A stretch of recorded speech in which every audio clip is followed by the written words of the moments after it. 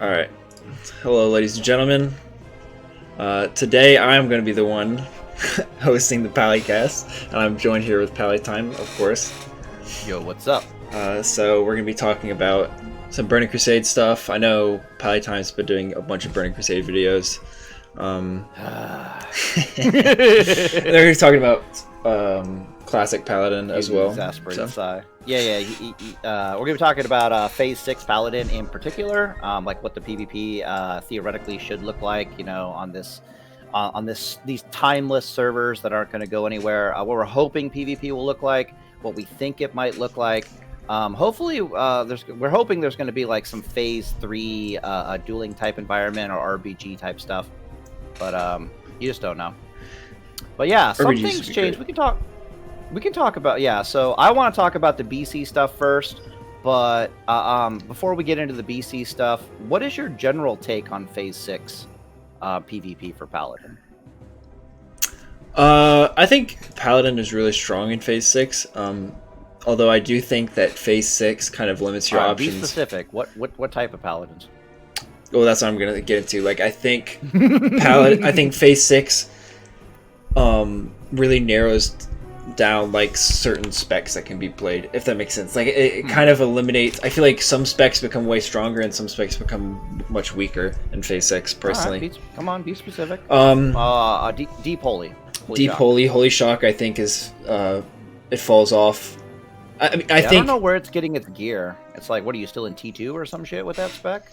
Yeah, like T2 mixed with some like AQ spell power plate pieces, I guess. Yeah, so from like an offensive perspective, you're kind of like, you're definitely B tier, if not C tier. Yeah. From a defensive perspective, like just a raw healer, you got tier 3. So you know. Yeah, that's the thing king of PvP healers. So. Like aggressive Shockedin or like aggressive Deep Holy. I think is very, very, very weak in Phase 6, but I think defensive Deep Holy, like just pure like BG like healer, like you are basically an on-killing healing machine. You're tanky as shit, and you have like 800,000,000 plus healing and what's your infinite healing mana total when you're in full tier 3? That's a good question. Your HP total. That's what I'm trying to ask. I have a setup. Let me pull it up. 5.5k. That sounds about right. I need to find my Phase 6 Holy Paladin setup, but yeah, that sounds about right. Yeah, I can see Deep Holy having issues because there's a lot of crossover in the gear between Holy Shock, offensive Holy Shock, and like Holy Reckoning. Like, we basically wear the exact same fucking gear. It's just I have Reckoning and they have Holy Shock. And Holy Reckoning is still in a pretty good place in Phase 6, even though there's not a lot of gear that we get out of Nax Rammus that really buffs us up too terribly much. It's just the fact that if you're like Obsidian Breastplate with like decent gear and fucking a Hand of Rag or something like that, you just don't fucking die. You know what I mean? Yeah, 100%. So it's like all the little pieces are basically there. But you have to start wearing Obsidian Breastplate. Stygian Shield is a massive thing. Holy fuck. Yeah, the shield's actually pretty insane. Peaceblade's been talking to me about that. I didn't know that thing existed until Peaceblade brought it up to me. I was like, what? There's a fucking shield that has a 15% chance to slow my enemies when I'm struck? Bullshit. And then, yeah, no, seriously, it's a Nax shield. And I'm like, wow. So apparently, according to Peaceblade, this makes his like Holy Shock Paladin much more effective against certain classes. Yeah. Like rogues, for example, because before they would kind of struggle with rogues because they don't have Reckoning to really ramp up the damage. So it's like, yeah, you got Holy Shock to help with the healing a little bit, but there's a very long toe-to-toe fight phase, and that Stygian Shield basically means that the rogue can't get away from him anywhere near as easily, so they just kind of fucking die. And I can really see that. And I'm like, oh, okay, that's interesting. Yeah, I know Ret Reckoning goes Super Saiyan. Yeah, Ret Reckoning is pretty broken in Phase 6. I would say... What's Deep Ret? What's that state in? I think Deep Ret's good. I think Deep Ret peaks during AQ phase, because of how strong Avengers is, and things like Dark Edge of Insanity and whatnot. I think. Right, but the problem with Nax is these fuckers are trying to take Corrupted Ashbringer over like Might of Menethil or even like a Dark Edge of Insanity, and my brain is just like. Corrupted Ashbringer is such a bait, man. That is like an RP weapon. No. No. Yeah. It's like, yeah, you look cool as fuck. I get it, but you're down like 750 hit points. Like, can we just pop the brakes for a second? Like, look at the you got to look at the comparison between having Might of Menethil versus Corrupted Ashbringer. Like, it's literally not even like, Might of Menethil. Like, talk to me about like Ashbringer. Ashbringer. The difference between Ashbringer and Dark Edge, it's literally a 500 HP difference. I think it's more than that. I think Dark Edge has like, is it 35 stem or is it like 40 stamina? It's 25. Oh yeah, it is 500. Okay.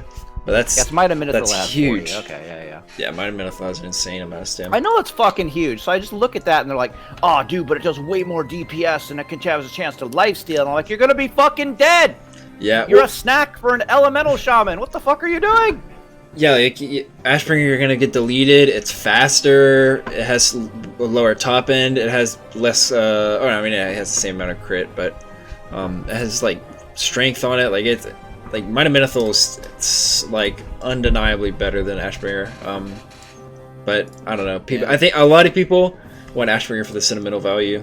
So I guess I kind of get that, but at the same time, it's like well, for sentimental purposes, I 100% get it, but.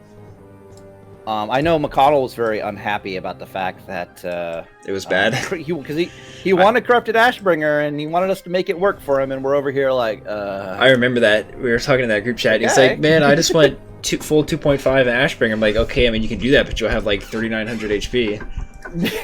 You know, and you'll just get one shot by anything he'll get one shot by a stiff breeze. Our conclusion was that you had to compensate for the lack of HP by having like a burrow or shell trinket. You know, the 900. You need like HP, burrow shell and like a full stam set to make that weapon work.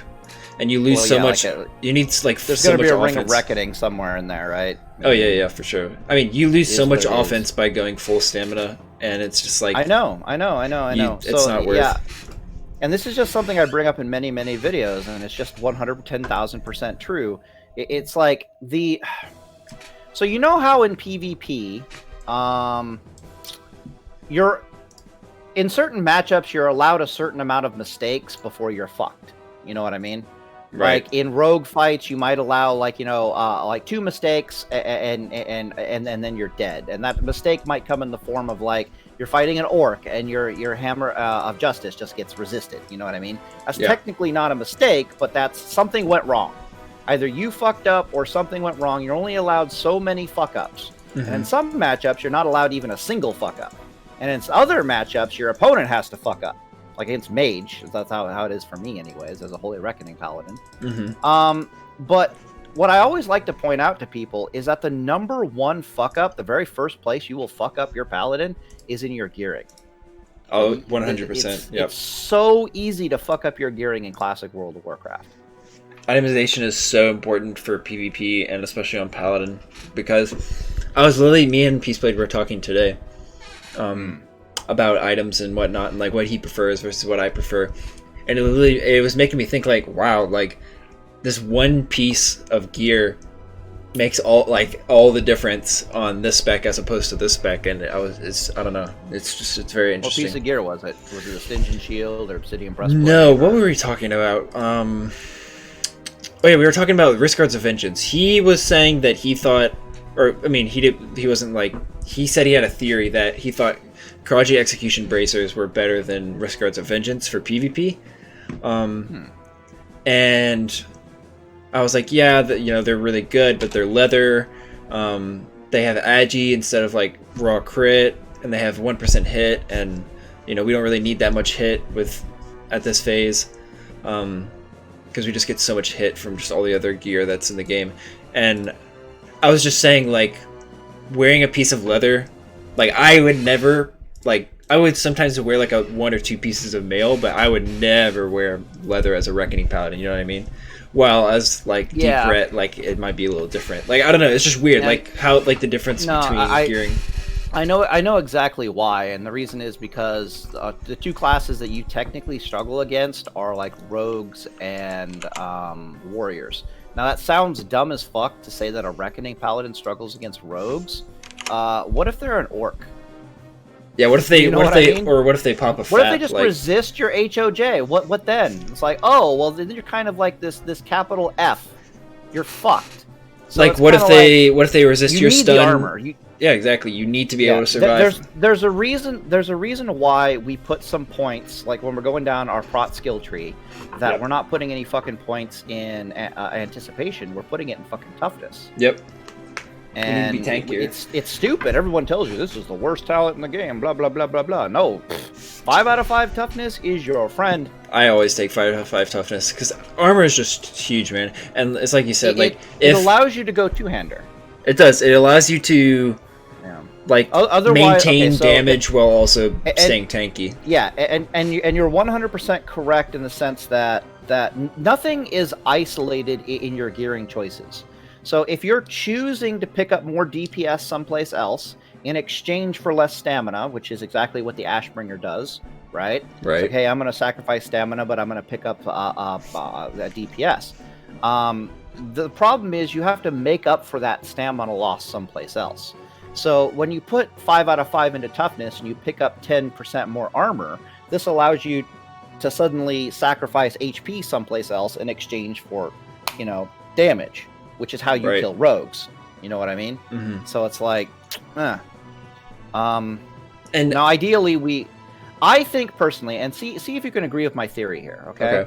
My theory on the subject of paladin gearing is that we have one spare slot of gear before shit gets really bad, before you failed the gearing check. Yeah, if that makes any sense. I agree. So for example, if you think about like your best PvP set, like, okay, this is the best thing I've ever created, PvP theory crafting wise for Paladin and Classic World of Warcraft, if you remove like one item, like the bracers or like a ring or something like that, you can still probably get the job done in PvP because you're that well itemized.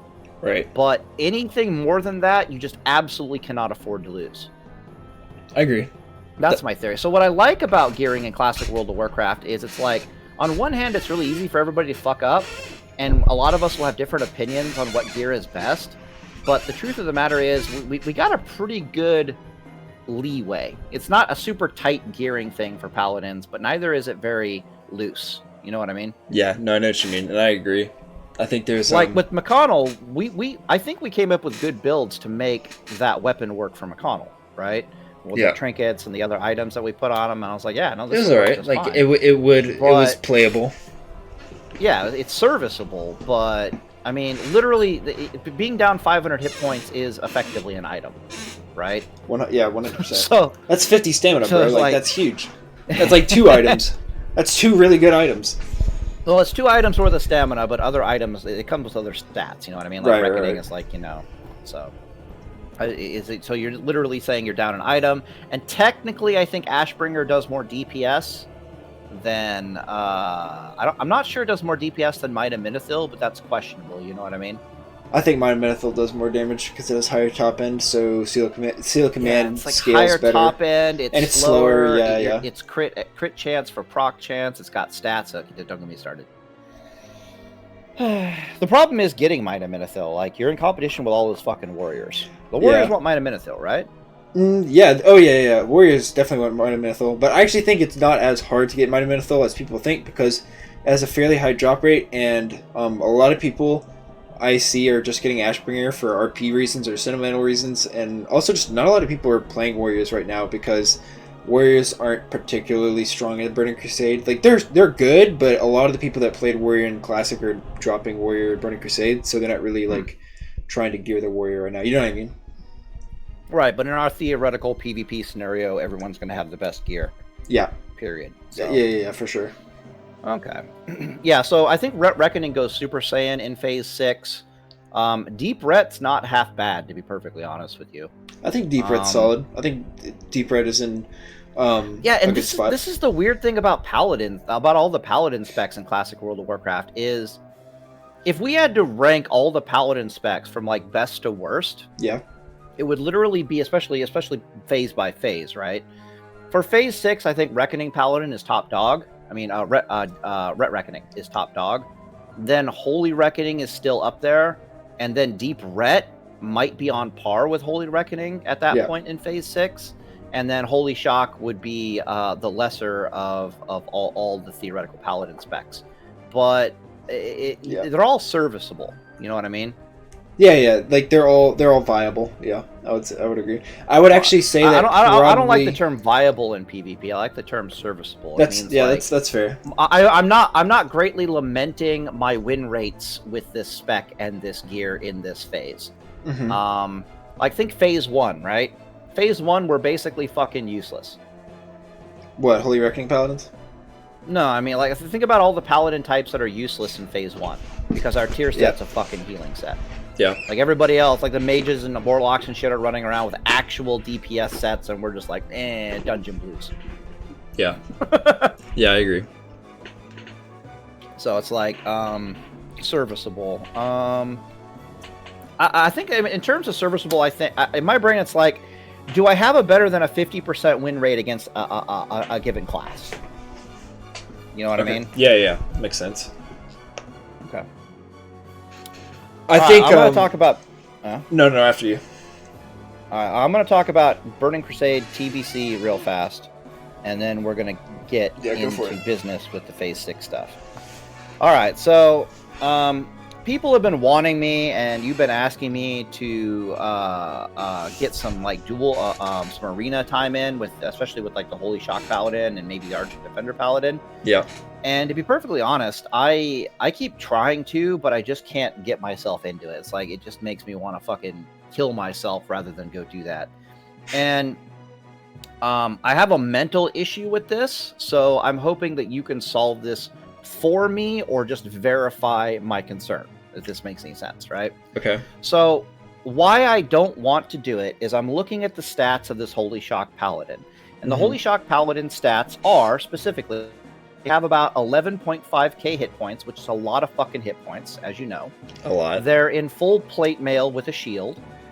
They do between 7 to 800 DPS on paper. It's like if you push it on paper, it does 800 DPS, but in practice, they're going to be doing more like 700 DPS because you got to do other stuff. They can do like 500 DPS and heal themselves at the same time. So, for example... your melee damage is like 300 DPS, your judgment damage is like 200 DPS, and then if you're just using Holy Shock to heal yourselves, because there's two of you theoretically, you're rolling around with like 500 DPS give or take, and you're really hard to take down. You don't run out of mana. It's virtually impossible to run these paladins out of mana. And when I think about the lines of play and the different compositions that two of these Holy Shock Paladins can go up against, my brain is just like, I don't think I give a fuck what you have, because if I'm just leaning on you with like 500 DPS at like a minimum, like the best an opposing team can ever do under those conditions is get themselves like a draw. So if I think of like Warlock and Druid, I'm thinking they're fighting for a draw. You know what I mean?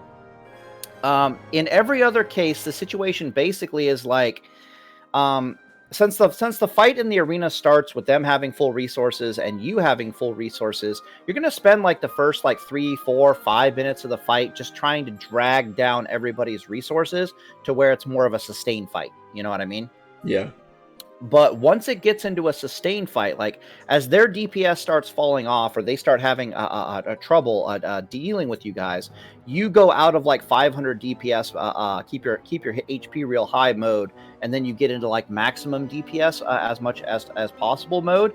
And I just can't see the healer, like a druid, for example, really breaking contact with you guys and going and drinking, because that means I guess he can hot the target for a while and then fuck off for like 10 seconds and try to get some drinking in. But if you're leaning on the target with like 700 plus DPS and there's two of you, that's just not possible. You know what I mean? Like he might be able to get in like 2 ticks of mana, and then he desperately needs to heal his buddy back up before he fucking explodes.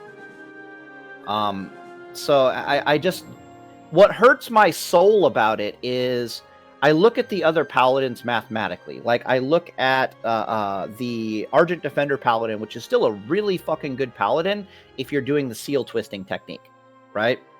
Made a whole video on this. If you guys haven't seen it, you probably should go watch it. What it basically shows is that if you're just seal twisting and you don't have Crusader Strike, you can do just about as much damage as if you had a Crusader Strike just by seal twisting. If that makes any sense at all, just go watch the video. But statistically, what's happening is it's like, you know your glass cannon rep paladin that you've been having a lot of fun with on Endless, right? Oh yeah.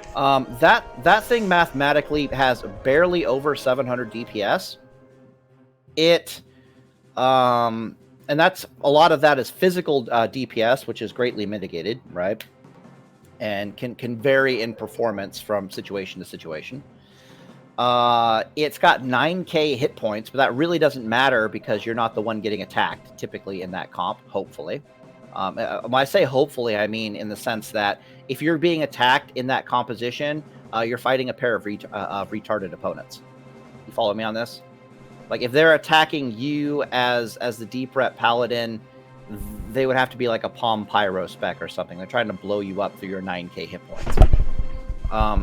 But you've got like 9k hit points and you barely do over 700 DPS and you have enough mana to kind of sustain yourself for about 2 minutes and 30 seconds. That's nothing compared to these, and there's only one of you. That's nothing compared to these fucking Holy Shock Paladins. Meanwhile, the Argent Defender Paladin, he's got the most effective hit points out of them all. He's got like, 15k effective hit points or some shit like that. But he's only palling around with like 500 DPS. So what pisses me off about it is on paper and mathematically, and then when I think about it from a line of play perspective, the fact that the two Holy Shock Paladins are so much superior than the other options makes me not interested in playing the class in Arena. Does that make sense? So it's like my options are to choose between inferior specs that might be fun or something that just can't lose. So do you think I'm wrong with my assessment, or what do you think? I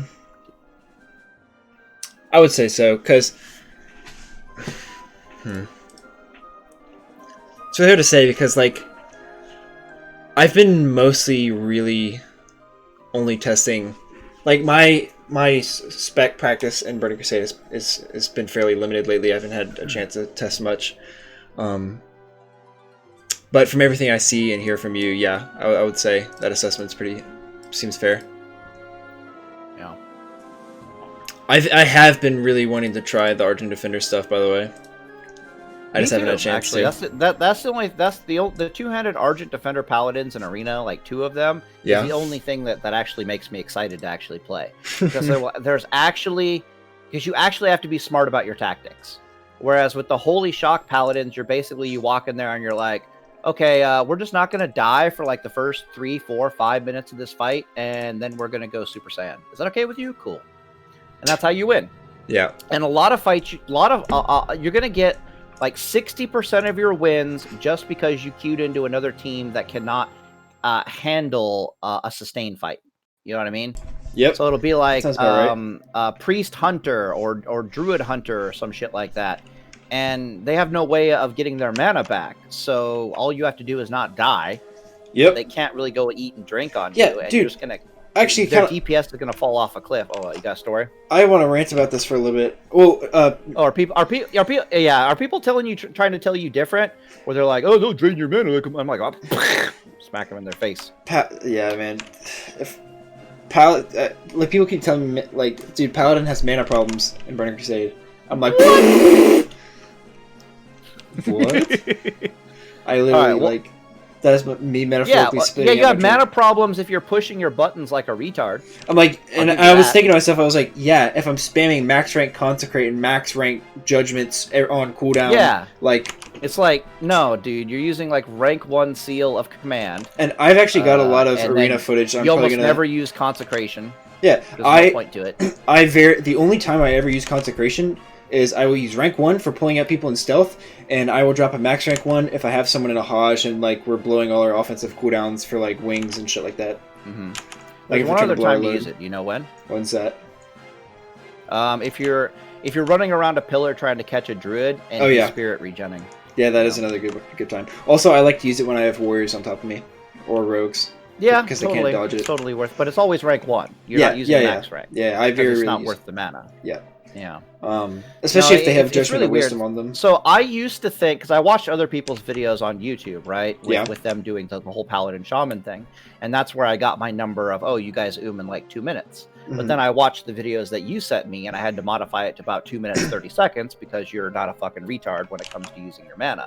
I imagine you can squeeze that out like Drakova Rain Man style to be about 3 minutes if you had to. I've got some more arena footage I'm going to put on my channel here in the next couple week or so. And yeah, I like very rarely have mana problems. And if like, because like Ret Paladin, Deep Ret has the talent that returns 80% of the seal's mana cost. Yeah, when you judge. Yeah. That's great. But you're not judging. But you're not really judging damage all that much. You know what I mean?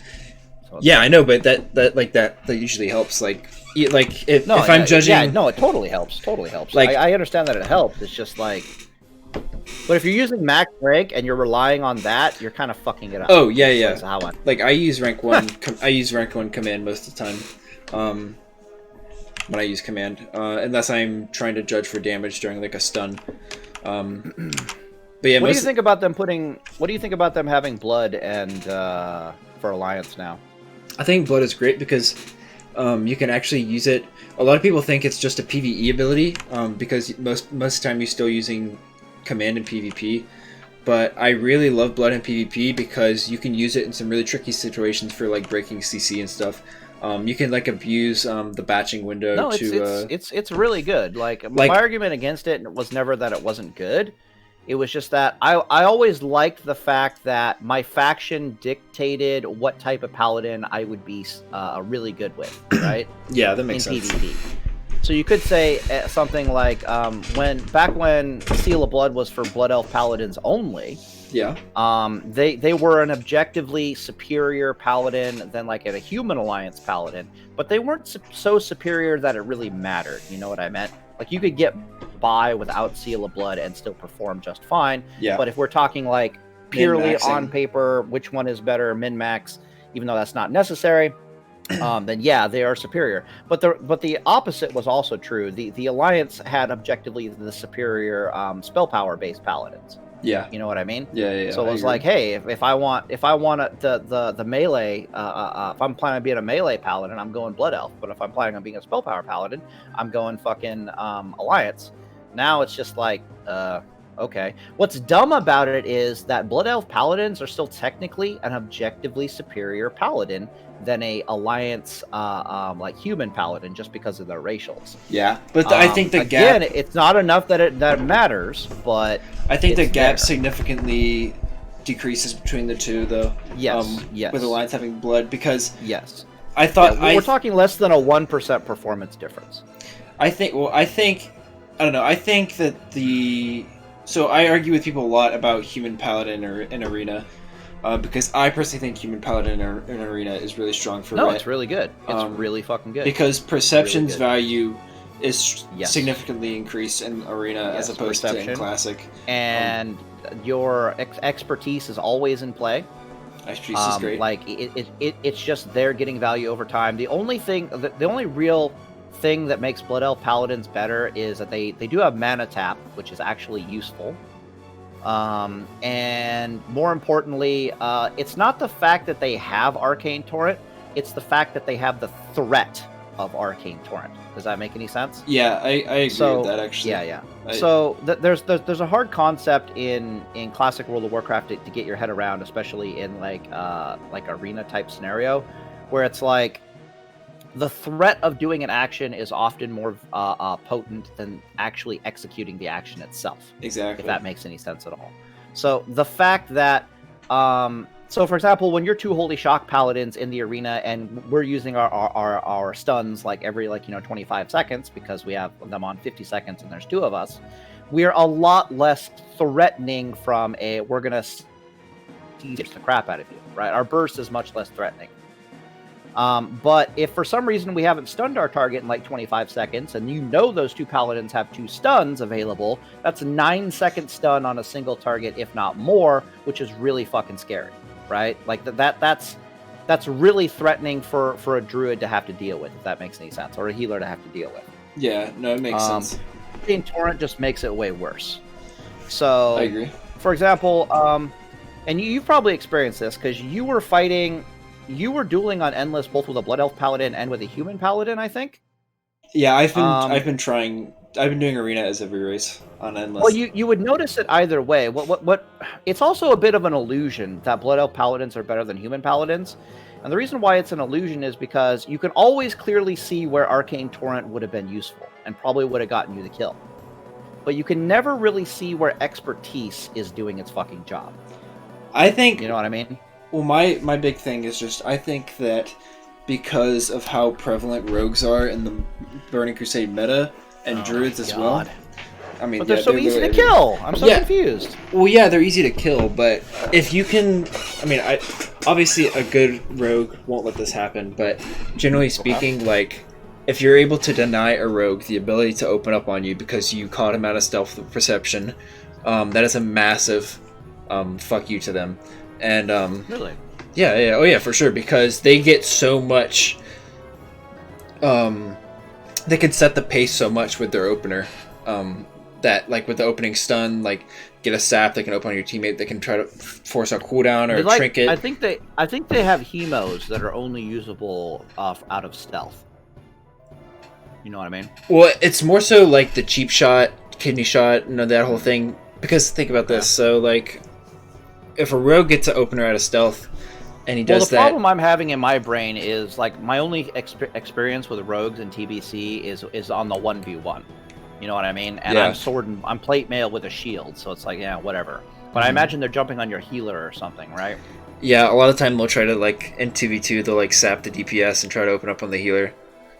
Oh, shit. I mean, if they're smart, they'll wait for Blessing of Sacrifice to go away, because I always... Gonna say, are you fucking retarded with Blessing of Sacrifice? Like, what's the scenario here? Yeah, Burning Crusade Sacrifice having an actual cooldown makes it a little trickier, because there's a window where they can get around it. I didn't know it actually had a cooldown. Oh, so that actually makes Perception really valuable. Yeah, so being able to deny them... Yeah, that makes sense now. And because you put Blessing of Sacrifice on, they're waiting for it to go off. They're getting in position waiting for it to go off, and you're just like, wow. Yeah, you spot them and pull them out of stealth. And like, so, oh, shit. A lot of the time, if Rogue opens on you with like a big like burst like in the opener, and he forces a trinket early, if you can deny that and save your trinket for another situation, that's a great trade. Yeah, totally. Also, Perception for trinket. Yeah, exactly. You pop your perception, you force them to... you basically deny them the potential of forcing your team to trinket. And another thing, too, is that about as far as like trading, and this is why I think Perception is so good, is because, like you were saying, the fear of it as less so than the actual effect of it, because, I mean, a rogue can, like, vanish and... to obviously get around your perception. He can just like pre-vanish, or just like if you pull him out, he can vanish and then reopen. But trading perception for one of their defensive cooldowns is huge. Like trading a vanish for perception, that's a massive trade. You know what I mean? Things like that. Yeah. Druid less so, because druids don't get as much out of their stealth opener as rogues do.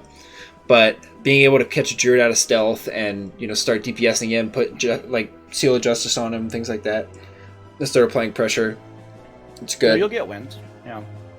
I've noticed that the druids actually have problems getting drinks off against you for some reason. I haven't been able to figure it out yet, and I'm not sure if I'm not entirely sure. It's not just what arena they're in. You know what I mean? It's just more so just because they can't get away from me, because Seal of Justice is a massive fuck you to druids, because... Yeah, I know, but it's like, can't they just Cyclone you for 6 seconds and then fuck off or something? Well, they can, but the diminishing returns in Burning Crusade are much, much higher than they are in Classic, so if they're just spamming... Shit. Tell me about this. I'm assuming they're just like Classic. Oh, no, dude. Like, no. Burning Crusade diminishing returns are much different from Classic. They're much more... yeah, if you just spam an ability, you're gonna get punished for it. Alright, so just so we're on the same page, in Classic World of Warcraft, the way it works is it's like everything's cut by 50%, right? So 6-second stun turns into a 3-second stun. But then afterwards, you have to wait something like 12 seconds before you can hit them with it again. This is why I live in terror of like Cyclone and Fear in TVC. But you're telling me that is it a much longer time before they can do it again? Yeah. How long? I'm not certain, but I know it is longer than it is in Classic. Okay, yeah. Drakova.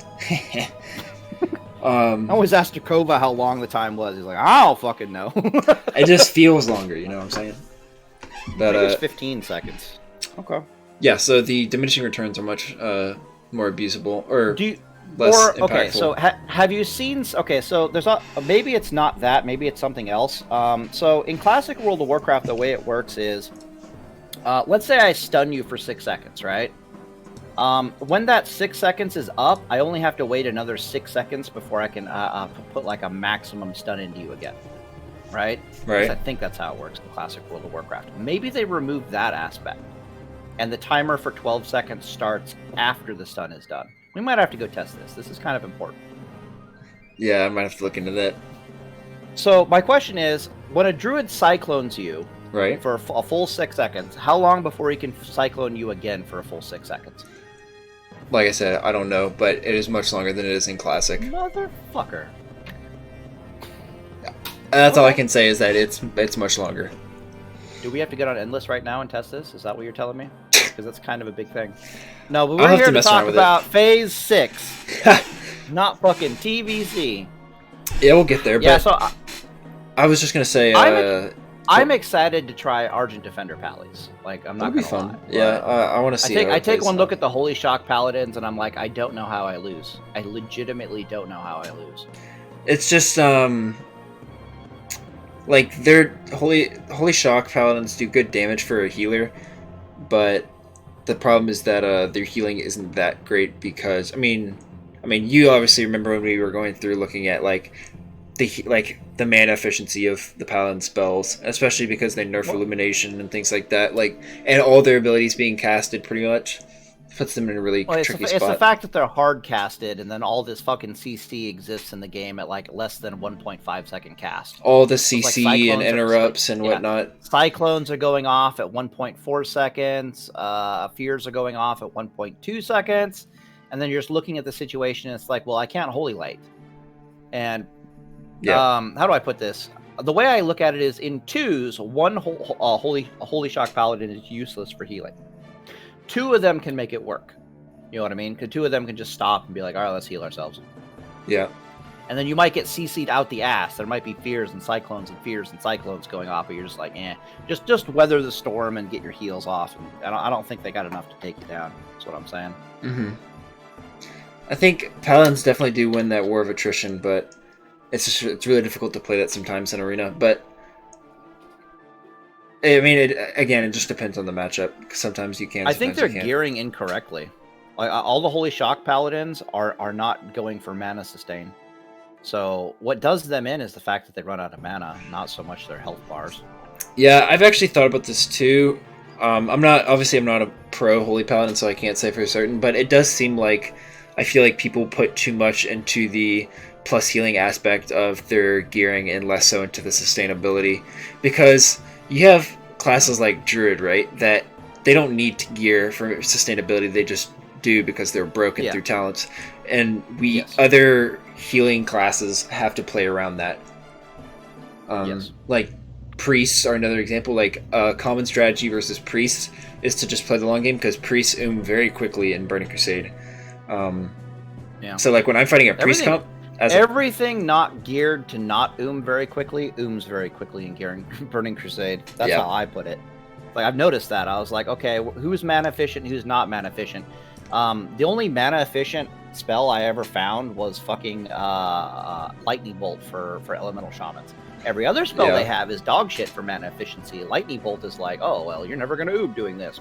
I actually think Paladins I actually think Shamans are very mana efficient as healers, not as DPS. Personally, I think they're fucking it up though, because can't you just stand there with that meta gem that ignores pushback and just cast Lightning Bolt, Lightning Bolt, Lightning Bolt, Lightning Bolt? Like I feel it's not viable in PvP, but from a mana efficiency perspective, you're good to go. Yeah, I suppose. I do think though that Elemental Shaman has mana problems in Arena, but Elemental Shaman's not that great in Arena. But Restoration Shamans are, I would argue, one of they're beastly. Their Purge is disgusting. Yeah, they're Purge. I mean, they got all kinds of things that make them disgusting, but then Purge just puts it over the top. Because they're mana efficient, they're tanky, like they can purge, like their biggest weakness. If you stop and think about it, how much DPS is purge worth? I think it depends on what they're purging. I agree completely, but let's talk about how much DPS it's worth. Well, if you're fighting like a mage, well that's easy. It does like however much their bubble is in damage. Yeah, same goes for priests. Powered shield. Power word shield, and then maybe the stam buff. You know what I mean? Yeah. Gone. It also, I think, they also purges off their inner fire or some shit like that. Mm-hmm. So it's worth a lot, bro. Think about paladins. It's also worth a lot. Yeah. Think about paladins. They purge off Improve Righteous Fury. That's basically purging off Improve Righteous Fury is basically giving your DPS like teammate damage increase. Yeah, exactly. I think it's like 6%, but yeah, like a 7%. Yeah, because it's a damage reduction. Oh, true. Right. It's 6% damage reduction, but then math says go. Right. Yeah, shit like that. Shamans are insane. No, it's amazing. So, but that's what I find weird is like nobody actually brings up how disgusting Purge is with the shaman. They're always like, Wind Fury is so awesome. And I was like, no, I'm pretty sure. Okay, so how do I put this? It's like the reason why the druid cannot cyclone your bitch ass and just laugh at you is because he's getting purged. He's getting purged, and he's getting earth shocked to interrupt. Yeah, he's getting purged, he's getting earth shocked, and he's desperate to try to heal himself. Like watching those duels, I was like, why doesn't he just cyclone you? I was aware that he was desperate, just trying to stay alive, but I wasn't really sure what the fuck was going on. You know what I mean? I'm like, why doesn't he just cyclone you? Like he's got enough hit points to cyclone you. He should be cycloning you. This is why I say Ret Shaman or Deep Ret with the Restoration Shaman is so strong because they cover each other so well. No, it's good. They have solid. Fantastic synergy. Like the Wind Fury allows the Ret to maintain pressure, so it forces the Druid to pick options that the Shaman can cover very well. And it's great. And Seal of Justice is like a massive middle finger to Druids. Like, yeah. Anyway. Oh yeah. Seal of Justice is probably the best design.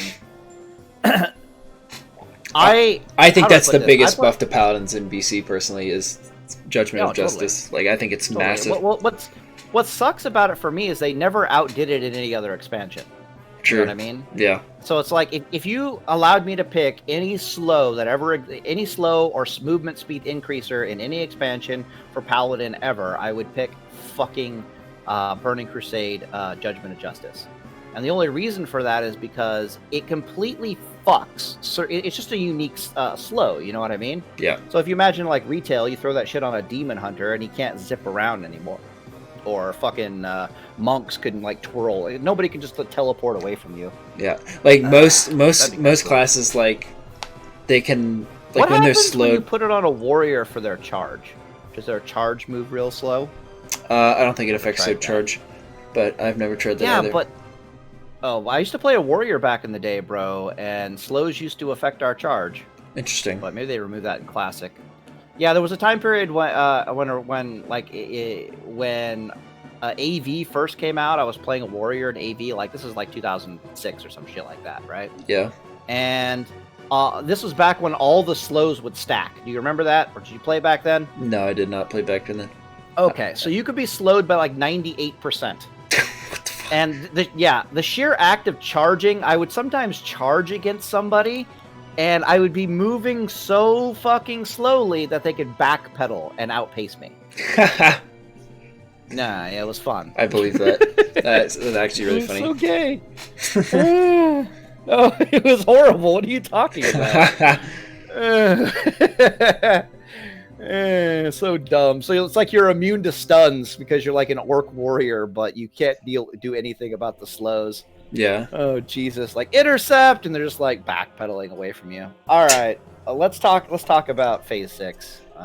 Okay, cool. So yeah, moral of the story with TBC for me is I find it super depressing because what really gets my juices flowing from trying to figure things out is I want to be able to beat a certain class or a certain comp as a paladin, and I just can't quite do it. You know what I mean? Like, it's just quite out of my reach that I can't kill that fucking mage with a Holy Reckoning Paladin. But yet I'm sitting in an ocean of gear and possibility that tells me that there's a bunch of things I need to look into. You know what I mean? Right. And that's what gets me real going. But when I look at this, when I look at the 3 Paladin specs that are viable to take into Arena, that being an Argent Defender Paladin, a Crusader Strike Paladin, or a Holy Shock Paladin, the Holy Shock Paladin makes the other 2 Paladins look like shit. Like, just on paper, it makes them look like shit. Now, you can get away with the Crusader Strike Paladin and the Shaman only because they synergize so fucking well with each other. The synergy there is terrifying. That's what makes that comp serviceable. But 2 Holy Shock Paladins aren't going to give a fuck. They're not going to give a...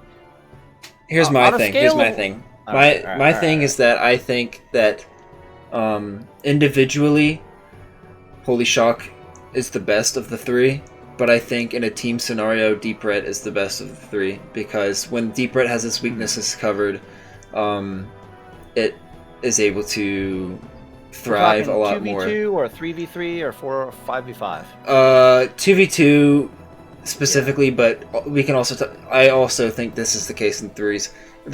I think they're not as strong in 3s as they are in 2s, but Ret's best in 2s. Or Paladin in general, I think, is best in 2s. Yeah. I think as a standalone class, as a standalone class, Shockedin is the best Paladin spec.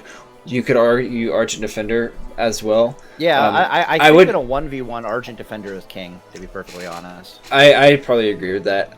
Holy Shock would give it a run for its money, but... I think in 1v1, Deep Red is the worst, but in team scenario, Deep Red, I think, is the best because it is able to capitalize the most off of having its weaknesses covered. And interestingly, okay, so it gets really weird, okay? So there's like a tree. So the way I would point it out is, let's say you're a badass PvPer and you can play Deep Red at the highest level. And you're with a buddy Resto Shaman that can play a Resto Shaman at the highest level. Yeah. You will succeed, right? You're gonna be solid as fuck. But the 2 Holy Shock Paladins get so many free wins full retard mode. Yeah. That they're really good for players who can't play very skilled. So I like that game design aspect. Because like you might run into like a priest, like any comp that has a mana-based DPS that cannot regenerate their mana is just going to lose outright against 2 Holy Shock Paladins, just from a mana issue. You know what I mean? Like Mage, anything, Hunter, anything, Priest, anything. The only reason Druid and Warlock are even scary for us is because, you know, they can mana tap. But even that's just more DPS in our favor. Anyways... but then it gets weird, right? So it's like, if we're talking one-on-one in the open world, number 1 would probably be Argent Defender Paladin, and then number 2 would be Holy Shock Paladin, like very close between the 2. And then Deep Red is kind of dog shit in the 1v1. Tell me I'm wrong. No, I agree. I think Deep Red is definitely the weakest in 1v1. And then you get into this weird scenario where it's like, okay, what if we're talking about 3v3? And the answer is you can kind of take anything in 3v3. Like 3v3 is just like, I don't know what's good. I think. But then you get into like 5v5 and ask yourself this. What do you think is scarier in like 5v5 scenario? Dealing with like 5 Holy Shock Paladins, 5 Argent Defender Paladins, or whatever fucking combination of a bunch of fucking, maybe like 3 Deep Ret Paladins and 2 Resto Shamans? You know? Yeah. I think the 5 Argent Defender Paladins scare the fuck out of me.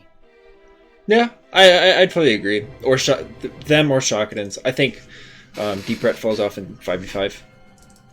Yeah, the Shockadins are going to be weird because what I don't like about Shockadin and 5v5s is they are burstable. Like, you can pop them, right? They're going to start looking like popcorn under 5v5 conditions. You can make them a bit more tanky, but then you have more mana issues. Whereas the Argent Defender's just natural durability starts to really shine under 5v5 conditions. Mm-hmm. And then they have, not only do they have Reckoning, but they also have their bubble does not reduce their melee attack speed at all, right? Right. So I'm picturing these fuckers just running around as like a tight 5-man blob, and they're probably jumping on a priest if there's an enemy priest in the enemy team, because that's the thing that can get rid of their bubbles. And they're just daring the enemy team to use any kind of AoE on them whatsoever. You know what I mean? Yeah. And if anybody fails the AoE check, they're just gonna cut you to fucking pieces. If you pass the AoE check, then you still have to get through all the bubbles, and they're probably just cutting things to pieces. And under worst case scenarios, it might come down to like a 1v1 with an Argent Defender Paladin, and you're fucked. Mm-hmm. You know what I mean? So it's like, right. They've already hacked through the healers, so they're like, okay, this might come down to a 1v1, so save the warrior / rogue for last. Like, that's literally their tactics. And then what might end up happening is it might be like a rogue and a warrior versus a single Argent Defender Paladin, but the rogue and the warrior are kind of like at half-life. That's an even fight. Yeah. So I just like... That sounds like a lot of fun, but I don't know where I'm going to get 5 Argent Defender Paladins. That seems like a pretty tricky task. Well, what's going to piss me off is I'm never going to get to play it at the highest level because no one's going to pass the AoE test. I'm not going to run into a 5-man team that ever successfully passes the AoE test. Mm-hmm. But to be perfectly honest, I don't think they have the DPS to get the job done if they're not AoEing. So they have this like double-edged sword. So it's like, yeah, we're super weak if you're AoEing the shit out of us, theoretically. But then we're also going Super Saiyan. So it's like, and then next thing you know, we just bubble to protect our Reckoning charges, and then we stun the priest, and we're just, look, that guy died. All right, let's talk, because we're going on way too much about TBC. Phase 6. So what did you want to talk about in particular with Phase 6? Theory crafting for red or so? Did somebody piss you off or something? Nobody pissed me off, but I just got thinking about a bunch of the different specs and stuff, and I kind of wanted to rank the specs, you know what I'm saying? And like talk about them a little bit more in detail, if that makes sense. Do you remember that old video that Jakova made a long time ago where he was showcasing, there was some private server that let you have the best gear in the game? Yeah. And he was dueling a bunch of other people who thought that they were the best spec in the game, other paladins and shit. He was destroying other paladins with Might of Minithil and Flask of Titans and all that shit without even getting half-life, because he was just so well optimized in his gear. I am painfully aware after watching that video that Reckoning goes into the stratosphere with its capabilities. Yeah, I agree. You know what I mean? Like now, to be perfectly honest, I think there's a bit of a balance there, because it's like, I imagine your durability isn't quite as good as you want it to be, but at that point you can start sacrificing in the DPS department because your DPS is so fucking amazing that you could start trying to pick up as much durability as possible. You know what I mean? Yeah. So I imagine the optimal way to go, again, we talked about this, is like Obsidian Breastplate. You're trying to weave that into your gear. You might be trying to pick up as much stamina as possible just to be a more well-rounded monster, as opposed to just being like, god tier DPS that might pop. Okay, so you want to rank the classes. We already ranked the classes. Holy Shock is decent. I think Stygian Shield is a massive upgrade for Holy Shock. I know you don't know a lot about Holy Shock, but all right. So I don't know too much. I was just gonna say, I'm gonna share my screen real quick. Can you see this? I got something over here. For some reason. Oh, You did this on stream or something? On my Discord stream, yeah, you see it. No, this is what I. Yeah, I got Deep Holy is B. I don't know why it's cutting it off, but yeah, these are what I personally would call like the 6 PvP specs for Paladin. You have Ret Rec, Holy Rec, Old School Ret, or just Deep Ret. Deep Holy, Shotgun, and Control Ret. This is what I personally consider to be like the Paladin. You don't have Holy Reckoning here. Where's that go? Yeah, I have it right here, Holy Rec. Old School Holy Rec. Oh, okay. I thought that was like old school Control Ret. No, it's for some reason the images are getting cut off, so it's cutting off some of the text. But well, yes. my question is, why is it old school Holy Reckoning when there's it's not old school Holy Reckoning. It's just the cropping on these photos for some reason is acting up. So that's supposed to be that's supposed to be the old school red, and this is Holy Rec. Oh, okay. Thank God. I was just like, what the fuck? No, Because old school red is a thing, but Holy Ret School or old school Holy Rec, I'm like, what the fuck is that? No. For some reason, this website changed in ages. This website is for some reason fucking stupid and decides to crop out the text. But anyway, yeah, this is what I consider. Okay, so you would know Ret Reckoning a lot better. I'm just curious what the gearing for the Ret Reckoning is, in the sense that I know your DPS is through the fucking roof. Like, I know that when you have Might of Minithil and you have Phase 6 gear, you only need 3 Reckoning charges to delete motherfuckers. Does that sound about right to you? Yeah, you can pretty much one-shot any non-plateware in the game with that, yeah. I think you've got like a 50% chance to obliterate somebody with like 2 Reckoning charges, and then it starts becoming more like a 90% chance with 3 Reckoning charges, and then nothing survives 4 Reckoning charges. Does that sound about right to you? The only thing that survives 4 Reckoning gear, the only thing that survives 4 Reckoning charges is like another plate-wearing class, like a Paladin or a Warrior. Yeah. I don't even think Elemental Shamans survive that shit. No, I don't think they do. But what this tells me as a Paladin, though, is... How do I put this? Okay, so it's really weird for Ret Reckoning, because it's like your play style changes if you only need 3 Reckoning charges.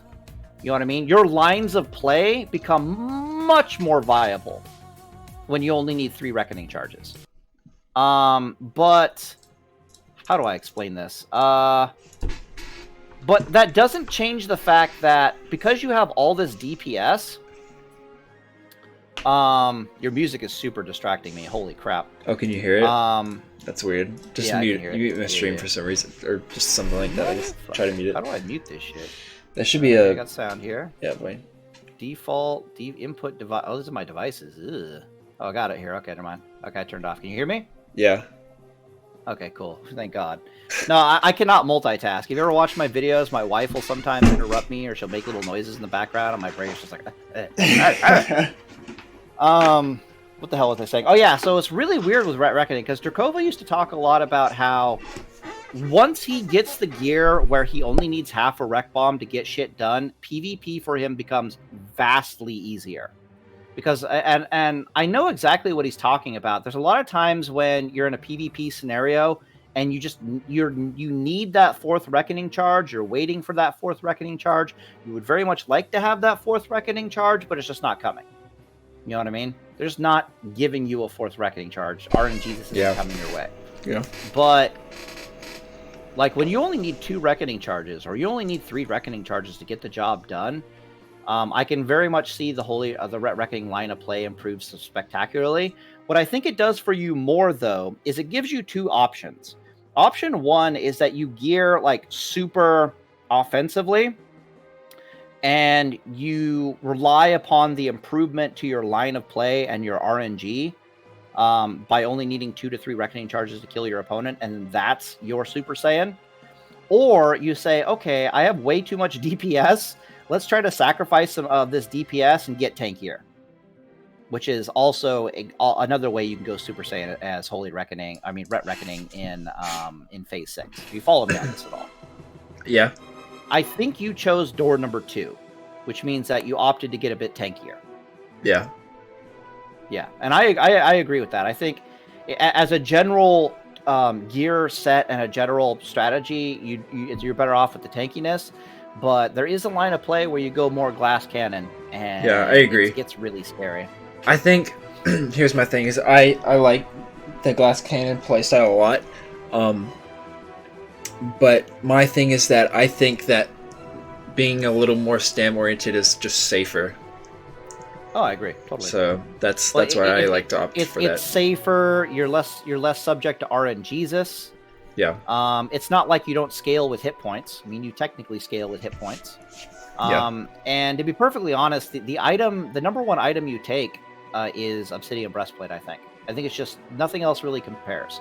Like, yeah, you got some rings here that got good stamina. You got this item over here that has good stamina, but To be perfectly honest, you're not really afraid of melee classes too terribly much. You know what I mean? Yeah, I don't like fighting fucking warriors, but spellcasters. yeah. Well, yeah. Have you tried Edward the Odd yet? I have. It's good. You have. Did it work? When I was Holy Reckoning, yeah. Oh, okay. You tried it with Holy Reckoning, but not with Ret Reckoning? That's weird. When did this happen? It was a while ago.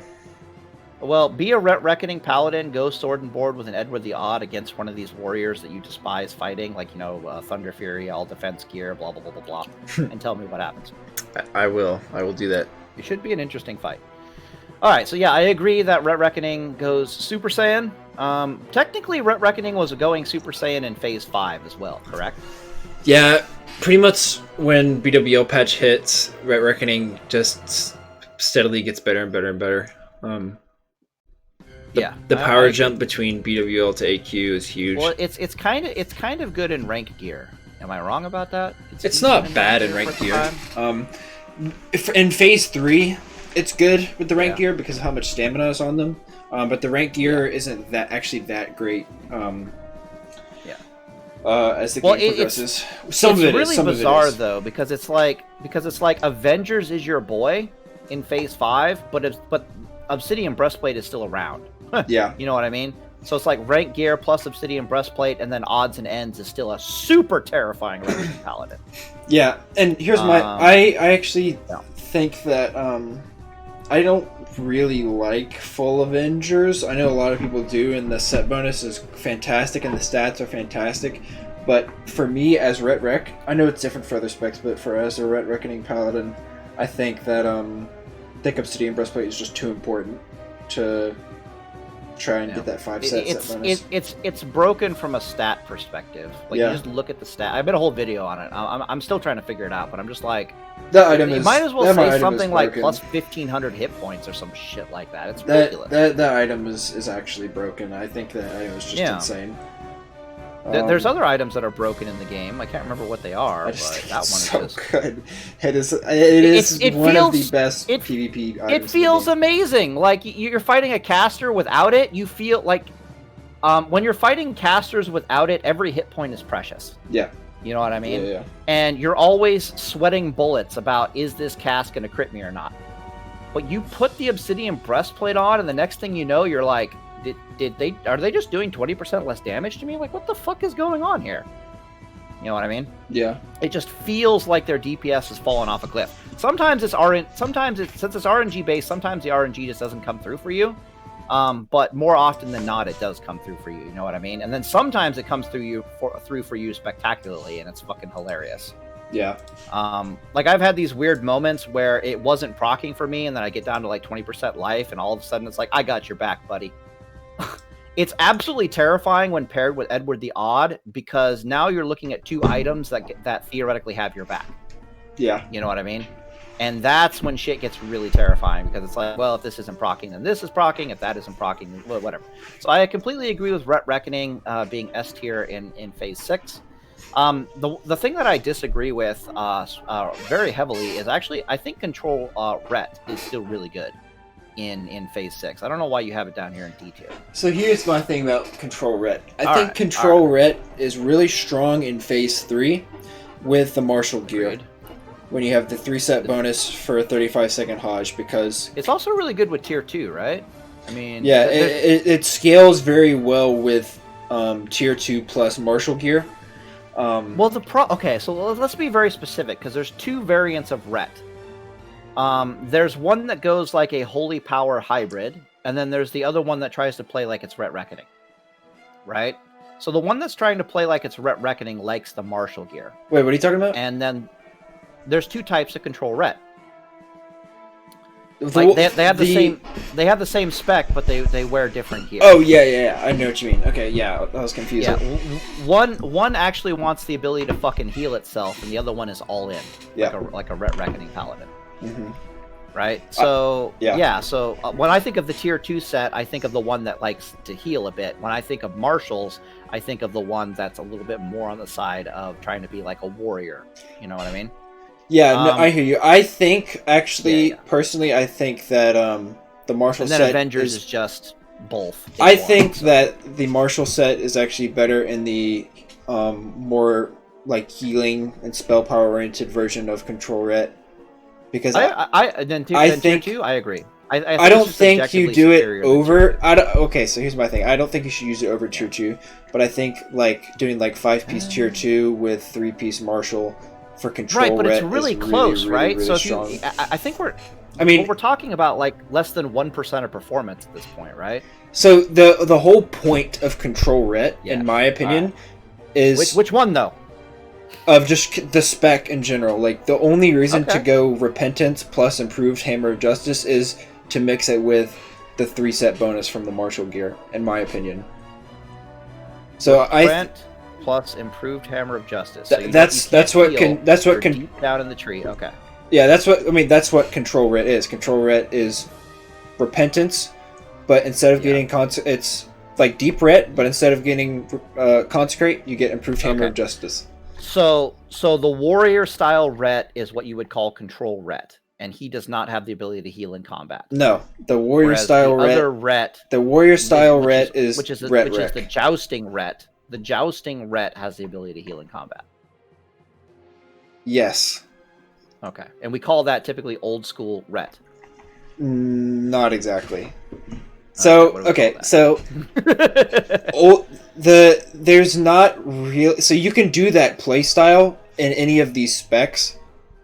Like you can gear that way in any of these specs. I agree. Yeah, no, I agree. But generally, it's just how your healing changes. So it's like both specs try to heal off their repents and their stuns and their nades. It's just one can heal without using repent stuns. The only spec that I think that should be playing like a warrior is Retrek. The other ones should be playing a little more spell power oriented. Control Ret. Well, it's not even spell power that's the requirement. It's just they just need some fucking mana so they can put some goddamn holy lights down. Yeah, but a lot of the good PvP gear with Int, it comes with with spell like power, the tier and Marshall. So you don't lament it, but if you're being nitpicky, it's more the intellect that is. Yeah, no, I agree. I mean, and the spell power is good because it helps you both defensively and offensively, right? No, I agree. No, totally. No, there's nothing wrong with the spell power, but just so we're absolutely clear, that's why the martial gear is superior to the tier 2 gear. Not by much, but it is, just because it's got the intellect, right? It's got the critical strike chance. And it's got stamina, whereas tier 2 it has all that as well, but then it has spell power rather than critical strike. Right. That's the primary.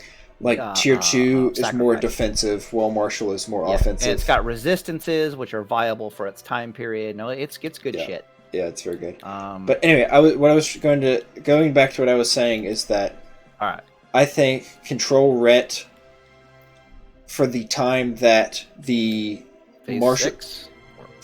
I think it falls off in Phase 6 because I think the martial gear falls off in Phase 6, and I think the type of itemization for Control... So here's why. So the type of itemization that you want for Control Ret better complements Old School Ret in Phase 6. What I mean by that is Avengers... What I'm trying to say is the way you want to itemize for Control Ret is the same way you'd want to itemize for Old School Ret, but the problem is that you can't... Old School Ret is I can heal in combat. Okay. Old School Ret is just Repentance with Consecrate. Yes. Yeah. Or more accurately, the ability to heal in combat. You know. Like you wear Avengers with like a 2-hander. You know what I'm saying? Yeah, I know what it is. Yeah. It's literally, what is it? That's it's like 11, 8, and then 31. Yeah. Oh yeah, that's the spec. Yeah. So what I'm trying to say is that once Avengers becomes available, it's really difficult to make Control Ret work because you're not able to mix the pieces you want with the martial set bonus. I agree. So that's where I think it falls off, because you can't... If you could wear 5-piece Avengers plus 3-piece martial, then Control Ret would be really good. But the problem is that you can't do that, so there's... The whole point of playing a Deep Ret with improved Hammer of Justice is for the martial set bonus, so you can have the 35-second Hajj. Right, and I would counter that by observing that even if you could do that with Avengers, Obsidian Breastplate is still something that you want. So I don't know why they're not using Obsidian Breastplate and then 3-piece Marshall, and the rest is just Avengers, whatever they can get their hands on. You know what I mean? Like, if I'm watching a control rep Paladin try to use like 5-piece Avengers, I think he's retarded. I think if he's not using Obsidian Breastplate, he's retarded. If that makes any sense. I think it depends, but for the most part, yeah, I agree. But I just think that having to itemize that way is not very strong right now. I agree. Well, I mean, that is if you're trying to play that way, that's how you have to itemize, because thick obsidian is great. Yeah, but what I'm saying is that's not good. My point is it's like, yes, it sucks that you can't get the 3-piece marshals, but I think that the best gear for you, period, is going to have you in 3-piece marshals. You're going to be using Obsidian Breastplate, 3-piece marshals, and then whatever the fuck else. Like, that is your gear. Yeah. Now, I honest to God think that when I see Paladins and 5 out of 5 Avengers, that they don't know what the fuck they're doing. Generally speaking, yeah. No, okay, maybe I'm being too harsh. I'll just say they're suboptimal. It's not always. Sometimes it is good. Sometimes it's not. There's a time and a place for it. It's good. It's completely serviceable. But if we're being very nitpicky here, it is suboptimal. It is suboptimal. You're going to run into that spellcaster, and it's going to be like, you're just not as good as you could be. Yeah, like it's. And then against those really melee good classes, you're in full fucking plate mail. So it's like, what? Did you really need the spell power? I mean, seriously? Well, I mean, spell power is fantastic against like warriors and whatnot. No, it's good, but maybe this is a Holy Reckoning perspective. I don't know. From my perspective, it's like a good, like 5-piece Avengers is really, really strong, but thick obsidian is just better. Yeah. So it's like, now, if you're wearing 5-piece Avengers, I don't think you're retarded, but it is definitely not the best thing the best thing in the world you could wear. It's not the perfect setup, is what I'm saying. Yeah, but then if we're getting even more nuanced here, because if Drakova was here, he'd be chomping at us over this. It's like, okay, so it goes in like waves. It's like, if you're in a duel and you know exactly what class you're going to be fighting, then 5 out of 5 Avengers is... There's going to be matchups where 5 out of 5 Avengers is BIS. Yeah, true. I agree. But if we're talking about an all-comers set, like you don't know what the fuck you're going to be fighting, then a thick obsidian breastplate is definitely the way to go. I agree. However, you might be using a mix of the two strategies where you're running around in the open world, you're 5 out of 5 Avengers, and if you can anticipate that you're going to be in combat with some spellcasters really soon, then you'll just switch over to the obsidian. You know what I mean? Yeah. So it's not like you don't have 2 pieces of gear and you're not being mindful of the situation, and... like that's what you would do. That's what I would do. It's not like you. Yeah. So I mean, you're always like changing I have my gear. tier 2 on. Yeah, like I usually have my tier 2 on at all times because I don't know what I'm going to run into. And then if I think I'm going to run into a spellcaster, it's thick obsidian breastplate. Sometimes I'll even try to break contact with my target for like the 10 seconds to drop combat, just so I can get into the thick obsidian breastplate. You know what I mean? Yeah. But it's so from an all-comers perspective, thick obsidian breastplate is superior. From I'm fighting a spellcaster perspective, you're fucking retarded if you don't have that obsidian breastplate on. I think you can agree with that, right? Yeah, I agree. Okay. But 5 out of 5 Avengers under certain circumstances is good, and then it's also very serviceable under the vast majority of other circumstances. Like, you're not upset that you have 5 out of 5 Avengers versus a spellcaster, but you might desperately want to not be in it, if that makes any sense. Yeah. It's like, oh my god, I really need to repent this fucker and then run away for a little bit and get into my obsidian breastplate. Like, that might be what you're doing. Like no joke. No, I get it. All right, so why do you have it so low? Personally, I would rank it about equal to Deep Holy. I would make it a B tier. I think there's the 2 types of paladins, right? So what do you think about a deep ret paladin, control ret paladin that's just like, no, we just talked about that though. You're still wearing martial gear in phase 6. And listen, yeah, but listen, this is why I put some of these specs lower and ret rec higher, because these specs, like old school, I know why Ret Reckoning is up there. You don't have to explain to me why the fucking Ret Reckoning is up there. Well, I know. I'm just saying, in comparison to these two, Okay. Ret Reckoning can wear martial gear. It's between the three, I would say, Ret specs. Ret Reckoning is the one that gets the most benefit out of wearing both martial gear and thick obsidian. What I mean by that is that or just bits and pieces, yeah. Yeah, because the control Ret and old school Ret really want those set bonuses from like Avengers and whatnot, but they can't because obviously that's going to get them clapped because they're not wearing thick obsidian. While Ret Reckoning can wear like 3-piece or generally just 2-piece, but you can switch to 3-piece for the situation. Martial gear along with thick obsidian. I think what you're trying to describe, and you're 100% correct, is that how do I put this? It's like Avengers is exactly what Holy Reckoning and a Deep Ret want in their gear stats. But the problem is that we need to have a 5-piece bonus. The 5-piece bonus does not play well with any other bonus. And on top of that, there's no substitute. Exactly. There's literally no other spell power gear that is viable other than 5 out of 5 Avengers, especially plate. And so you're just stuck in the situation where you either have to give up 5 out of 5 Avengers, which is the right call. 9 times out of 10, giving up 5 out of 5 Avengers is the right call on your Paladin. Whereas Ret Reckoning doesn't have to make that choice. I agree. He doesn't give a fuck about the 5 out of 5 set bonus from Avengers. He's just happy that pieces like Avengers exist. Right. He doesn't. You don't like the spell power on the gear, but you like everything else. Exactly. I was going to say he doesn't give a shit about the spell combat stats. Got crit. Fuck yeah, give me that shit. Exactly. And then when you get into Naxxramas, things get even more interesting because I imagine there are bits and pieces in Naxxramas that are upgrades for you. Yeah. Whereas there aren't any bits and pieces in Naxxramas that are upgrades for Holy Reckoning. Ret Rec gets way more upgrades out of Nax than Deep Ret does. It's basically I agree. That's what I think we're both trying to get at here is that old school Ret or just Deep Ret, the two Deep Ret specs in general, or Repentance specs, aren't there. They peak in AQ and then they don't get as much of a power spike as Ret does. Yeah. So just so we're absolutely clear here.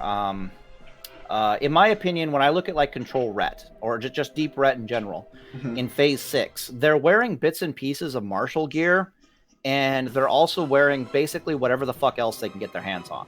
They're not in 5 out of 5 Avengers typically, right? They just can't afford that. Yeah. No matter which one they are. And I put them higher than D just because of their combat performance. But we can talk about that later. But then you get to like Holy Reckoning. Holy Reckoning, there's almost nothing in Nax for Holy Reckoning.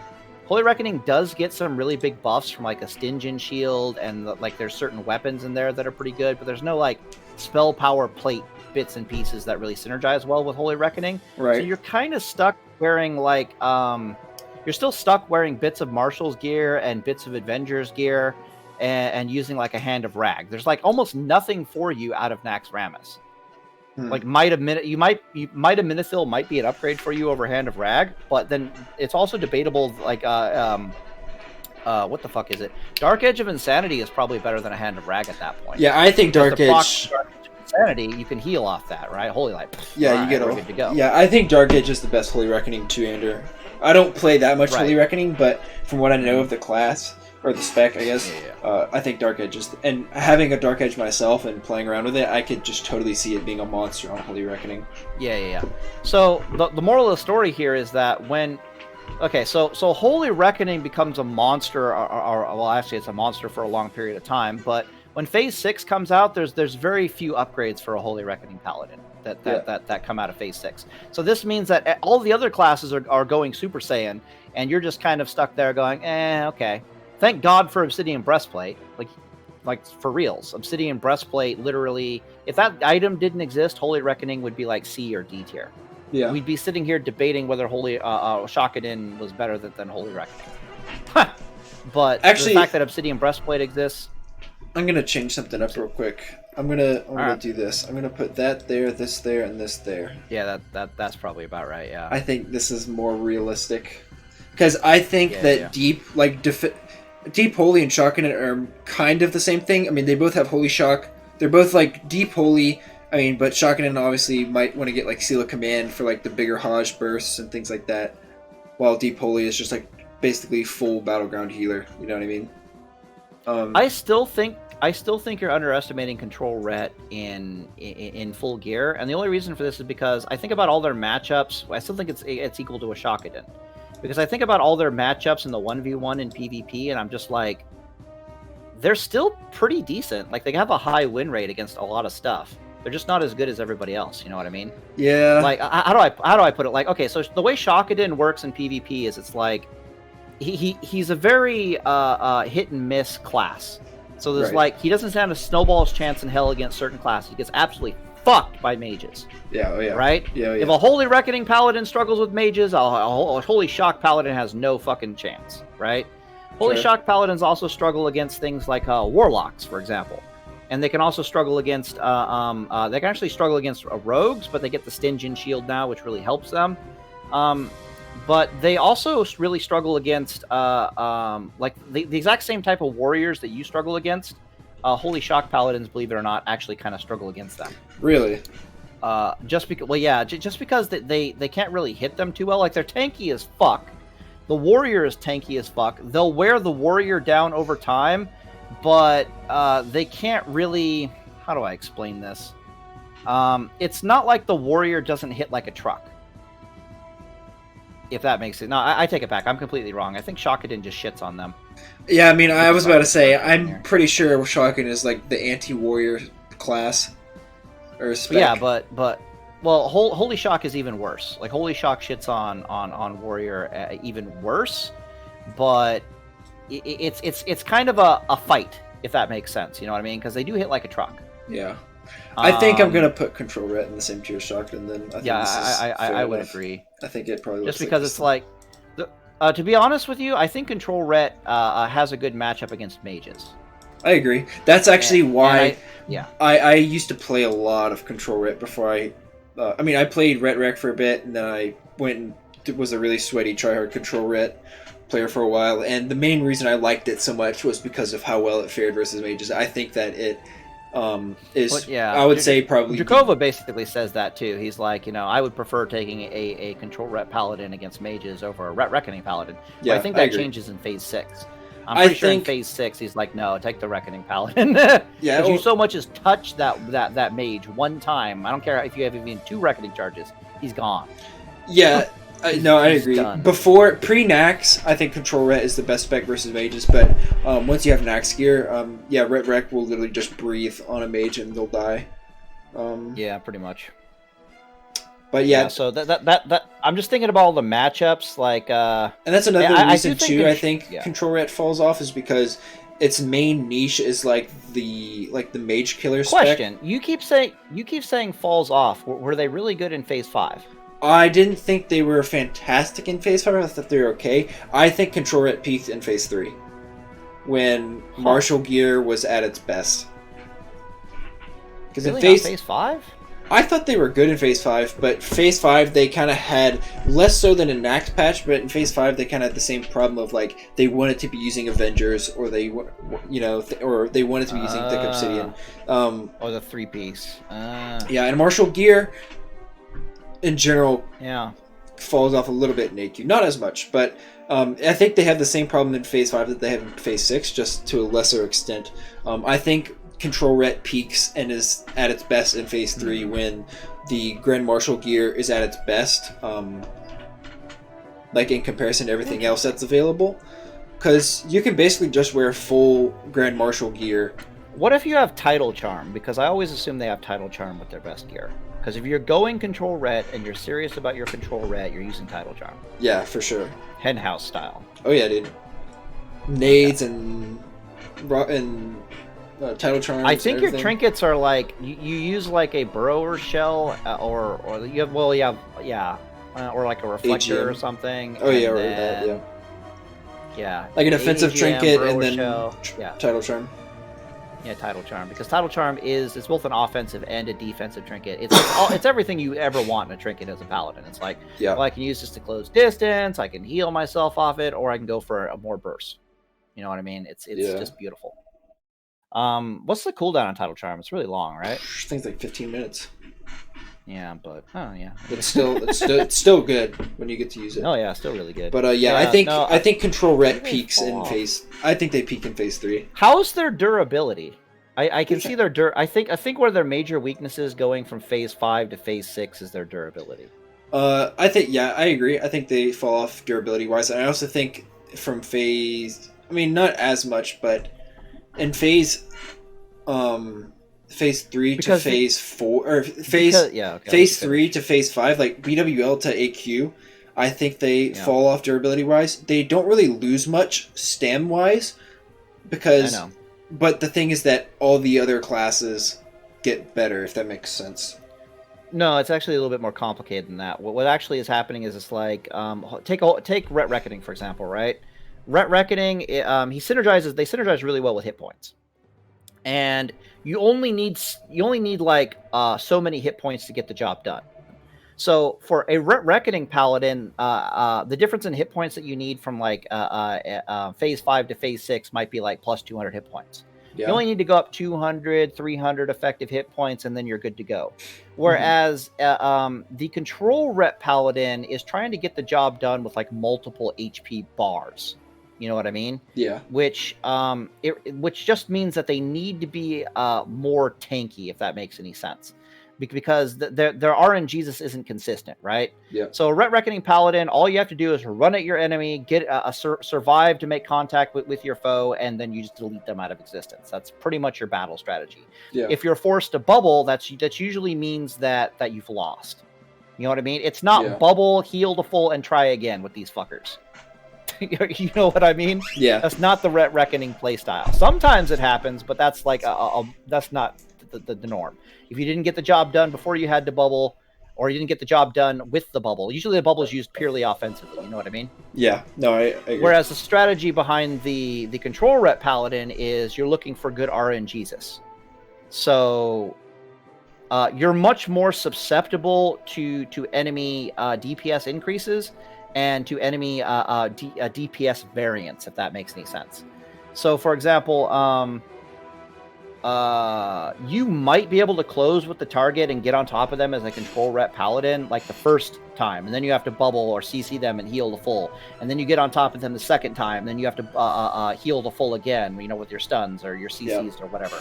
But the third time you're trying to close on that target, their RNG goes to above normal, and you just explode. You know what I mean? The thing about Control Ret is like if you don't, this is why I am a little iffy on how much I actually enjoy playing Control Ret, because it's like you have the CC, but the CC doesn't matter if you can't dish out any like serious damage during that CC. You know what I mean? Yeah. So for Ret Reckoning, your only issue with Ret Reckoning is, can I put an attack into this motherfucker?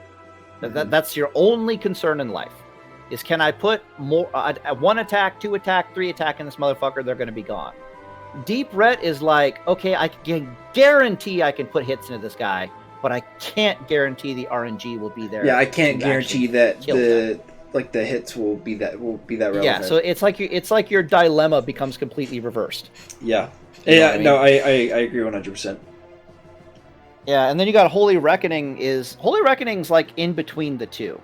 So Holy Reckoning is like, how do I put this? Holy Reckoning is kind of like, I know I'm tanky enough to be able to hit these motherfuckers, but I'm not entirely sure I have the DPS to clap these motherfuckers.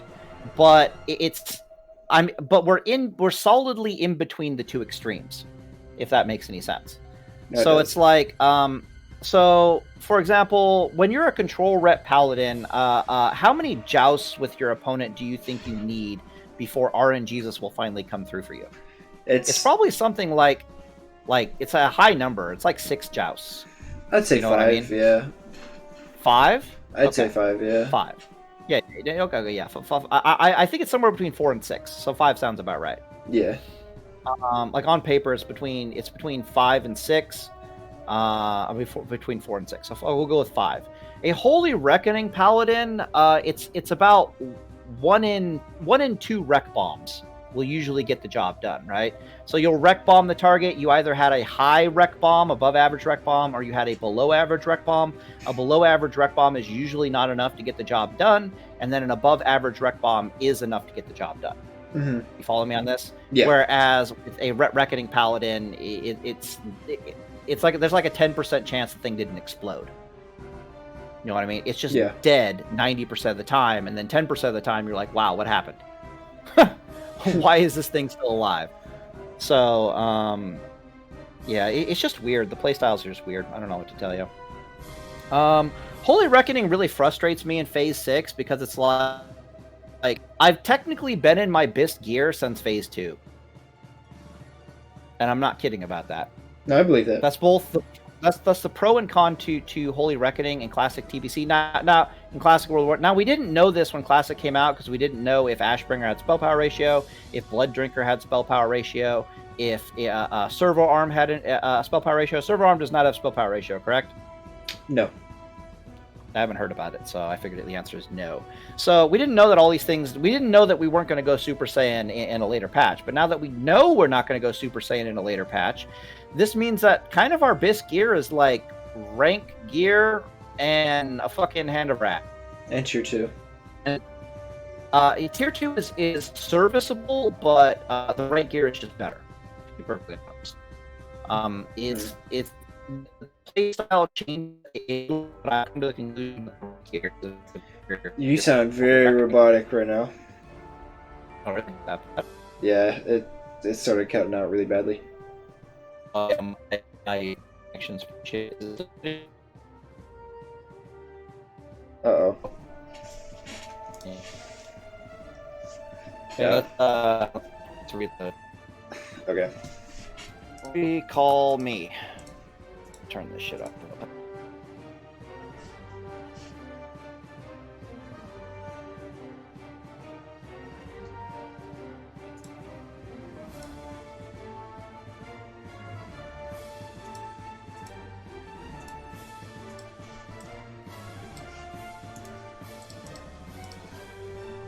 Okay. Let me try to recall him. Hopefully this works.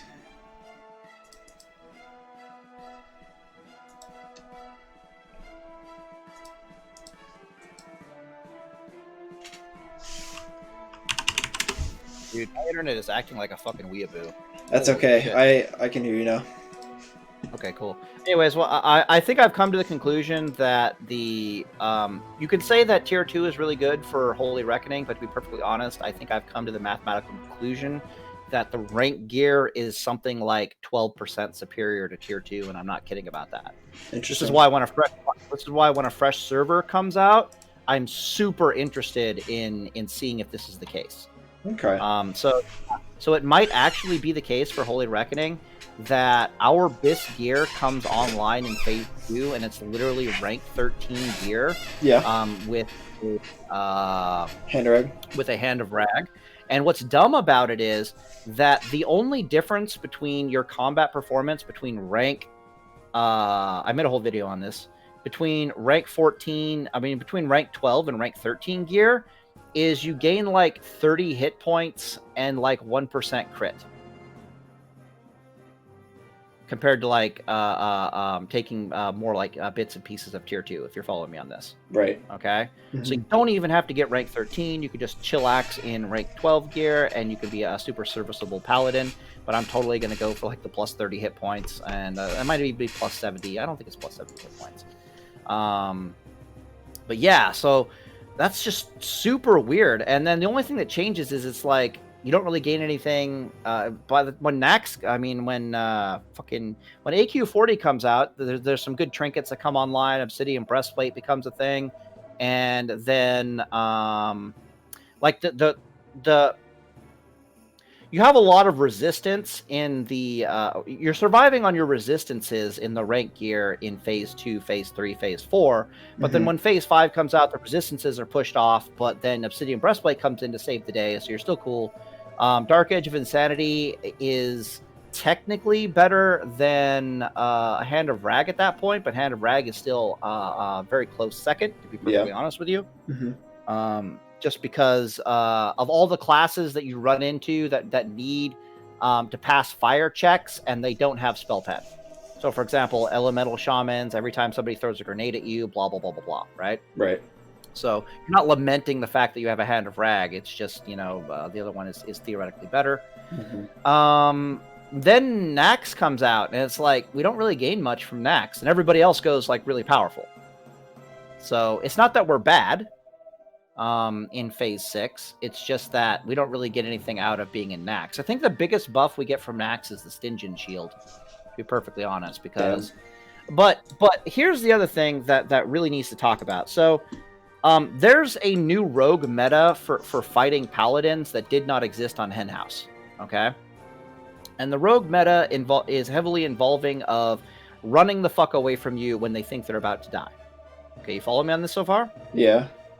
Now, that did exist on Henhouse, but it's nowhere near as extreme or as it was nowhere near as a viable line of play as it was on Henhouse as it is in Classic World of Warcraft. Now, at first, when I was getting my dick cut off by this strategy, when I was getting beat down by rogues using this strategy, at first I thought, like, have the rogues innovated on us? And I just never knew that this was a thing. But then it dawned on me after thinking about it for a long time that it's actually the spell batching that is causing this new rogue meta to develop. Because back in the day, what would happen is you would just sit in like a rank 1 consecration, and it was very difficult for the rogue to reclose on you in stealth and get the sap off. They could do it, but it had like a 50% chance of failure, if you're following me on this. So like even Perplexity, when I would duel Perplexity on like Henhouse, that tactic would have a 50% chance of failure. So, but now what rogues are doing is that they'll attack you, they'll try to do as much damage to you as possible, and then they'll run away before you can possibly kill them mathematically, and then they come back again and they sap you, and then they heal up a bit, and they just rinse and repeat this basically ad infinitum, right? Infinitely. And this is your life as a Holy Reckoning Paladin or a Deep Ret Paladin versus a Rogue. And their win condition, they got 2 win conditions. Win condition number 1 is that you fucked up your gearing, and they're just going to be able to kill you because you can't sustain through this crap. Or win condition number 2 is you actually try to kill them. You use your defensive abilities offensively, like your stuns. It fails to kill them, and then they come back in and they have a massive advantage. Are you following me on this so far? Yes. Now, the reason why they couldn't do this before is because it's so risky for them to break combat and come back in again and again and again. Eventually, consecration ticks are going to knock them out of combat. They're going to be standing there at like, 20% life, looking at you like, I can't do anything now. Hi, how's it going? And they just fucking murder them. Right? Right. When they do a fresh classic World of Warcraft, they're probably going to get rid of spell batching.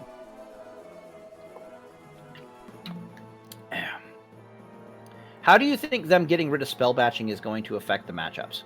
Not too much. I don't think it's going to affect the matchups too much. That's the only real matchup I can think of about it really affecting, if that makes any sense. So specifically versus rogues, the rogue have this entire meta just because they can literally at will, apparently, walk through our consecrations and get a sap off. Mm-hmm. They just don't fail it. Have you ever seen them fail it? You don't have consecration, so trust me, they don't fail it. Yeah. Okay, so you just want to talk about the list in general? Is that it? We've been talking for almost like 2 hours, and I'm like, is that it? Well, yeah. I mean, I'm gonna wrap it up here, but in a minute. But I just wanted to give a brief little overview over some of the stuff. I think if you're a Holy Shock Paladin, because I don't want Peaceblade to be bitching at us too much. I think if you're a Holy Shock Paladin and that's what you love doing, you are a super happy camper that Stygian Shield exists. Like, True. You like Nax gear. He's playing, and I think he's been playing a lot of Old School Red, though, from what I was seeing. What? Yeah, dude. But he was wearing, like, Holy Paladin gear while doing it. It was pretty interesting. No, that works. That works. Yeah, I liked it. Like, the combat medic spec, bro. Remember I was playing that a bunch? Yeah, the combat medic spec. Okay. Yeah. That's what I call it. But, yeah, he was playing a lot of, like, Repentance with Tier 3 and Monomythal. It was pretty cool. Yeah, I was wondering about that. It's like, you would wear Tier 3. I often wonder about Tier 3's combat capability. I'm not talking defensively. I'm talking about it offensively. Like, what's the offense capability of tier 3. None. I know, right? At first you go meh, but at the same time, I'm not talking about being full tier 3. Mm-hmm. But I'm talking about there must be like some bits and pieces in there that you can just kind of worm your way in. You know what I mean? That you can squeeze in. Because that set is terrifying. Like just the raw stats on that set are just like what? Oh yeah. Like for reals? Like what? Mm-hmm. So, weird. That cleanse ability is just dumb. Like, are there certain matchups where that healing from eight piece tier 3 or just become retarded? Fighting hunters now is like the dumbest thing ever. Fighting warlocks is the dumbest thing ever. I don't know. I would need to ask someone that has it, but that seems pretty strong. Jakova always tells me he masturbates to that shit at night, but that's not my playstyle. I'd just rather kill your ass. Yeah. He's like, yeah, man, I'm gonna be 8 out of 8. And it's like I'm gonna be a reckoning paladin with like 8 out of 8 tier 3 against like hunters, and I'm like, yeah, you're never gonna die, but can you actually kill him? I mean, I don't know how this works. Meanwhile, a reckoning paladin is just like, lol, keck W, die now. But what is the strategy for reckoning in tier 6 versus a hunter? Do you just like rocket boot over there and annihilate them? Is that all there is to it? Oh, in Nax patch? Yeah. I mean, yeah. Freedom yourself. Do any of the 1v1 matchups change significantly? Not really. Not playstyle wise. Okay. You still pretty much play them the same. This is assuming you're hitting your HP breakpoints. Yeah. Right? Yeah. Oh, I wanted to ask you a question that I'm glad I remembered this. Because we were talking about your rogue friend earlier who just hears that readout sound and runs away like a bitch. Yeah. So my question is, since you did play an elemental shaman on Horde side, you piece of shit. Of course. What do the Horde think about good reckoning paladins? They think that they're like because the Alliance always bitches about elemental shamans, but I think that in reverse, reckoning paladins are like the stuff of nightmares for Horde players. They are, but especially serious Horde players who fancy themselves like gods at PvP. Like yeah, they are like basically the burst damage gods on Alliance, but we're the boogeyman. We are the boogeyman. We're the boogeyman. But the thing is that we're even spookier than the boogeyman because most Horde don't know we exist, so we can catch them I know, right? What the fuck? It's actually That's been shocking. My theory for so long. It is actually shocking. How little knowledge the Horde have about How often have you seen Fury Warriors jump you in the open world thinking they stand a fucking chance in hell? I think I still have the Twitch clip somewhere. I'll link it to you, but Twitch clip? Oh, yeah, God. I rec bomb. I'm just out farming like fur bogs or some shit, trying to get my rep up, and I cannot count the number of times Fury Warriors just go, yeah, I'm gonna fuck you up, and they're in like full raid bisc gear, right? So they're pumpers, and I'm just like, there's no chance here. There could be 3 of you, and you would all fucking. What are you doing? Yeah. You know what I mean? Because it's gonna give you so much DPS. Oh, all right. What is this shit? It's really quiet, so you probably can't hear it. But there's a mage in this clip. Global's a mage. All right. There's. Let me try to see if I can change. I'm watching it. The clip or stream it. Where are you? This is from the Horde player's perspective on their team. Okay. Oh shit! Really? Yeah. Let me change the window capture so I can show it. I like how they call what we do a global. That's adorable. Yeah. There's no global. It's just an auto attack. It's instantaneous. But yeah. He said he did not deserve. Okay, where did he die? I'm so confused. Did you see his health? I think it's that guy Boxy. He said I got like a 5 or 6 time Hodge proc or something. Yeah. What? Just listen to what he says after he dies. All right, I'm listening. I did not deserve to die there. Bro, that dude. I did not deserve. You want to look at my fucking battle log? That dude just double Hodge procced me. He double Hodge procced me. Oh yeah, double Hodge proc. Like what the fuck? What is this proc? He hit me. Yeah, I think they do this all the time. They have no fucking clue. Like, yeah, you're right. Like, what happened? I'm gonna rewind it so that I can have the the clip in this video. But It's so stupid. What happened? So He's you just like- his commentary on it. yeah, he's It's like, like, I did not deserve to die there. I'm like, a two-handed paladin was running at you. Sometimes they do that. I mean, he was a mage.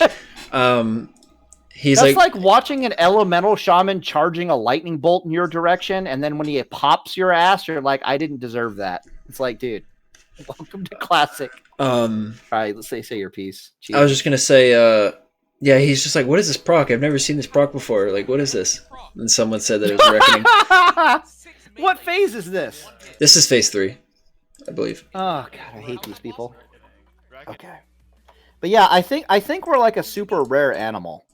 Because I think the vast majority. Okay, so there's two aspects to this, right? One, the vast Sweet majority teams. of Paladin players are just PvEers, right? Or if they're doing any PvP, they're in like a Holy Shock build. You know what I mean? Yeah. For example, one of the more popular Holy Shock builds is Holy Shock with Command. Yep. Just because it's a well-rounded from both a rating and a PvP perspective, and it's pretty damn good. But what, and so I think less than 10% of the Paladin player base at any given point in time is a Reckoning Paladin. And then less than half of those Paladins are good Paladins. Yeah. So I'm being serious here. So about 5% of the Paladin player base might actually be a decent Reckoning Paladin. And when I say decent Reckoning Paladin, I'm basically saying you're not fucking up your gear. That's real, man. That's really all it comes down to, man. It's just itemization. I feel like that's just the biggest thing I see people mess up in. Is just items. Like they're playing fine, but it doesn't matter because they're not itemizing properly. If you're literally putting rec bombs into people, you're doing things correctly. Yeah, if you're holding the W key and auto attacking them, you are playing Paladin properly. But are you wearing the right? Are you wearing what you're supposed to be wearing though? That is the question. Yeah, so and there's like layers to that too, because you can be holding the W key and you're not hitting them just because you're exploding, like you don't have enough stamina. Yeah. Then you succeed in solving the stamina problem. So now you're in a world where it's like, okay, I'm succeeding in holding W and then successfully hitting them, but I don't have the damage, right? Right. And then that it's just like, so yeah, I don't know what to tell you. So look, all I know from my perspective as an Alliance Holy Paladin who played Holy Reckoning for the entire time I played Classic World of Warcraft, I never respect, is that the Horde players that jump me baffle me out of existence. Like their actions make perfect sense if I'm not a Reckoning Paladin. But if I am a Reckoning Paladin, they don't stand a snowball's chance in hell. It's like the complete opposite of what we were saying about the Blood Elf Rachel earlier. The fear factor isn't there for the Reckoning Paladin.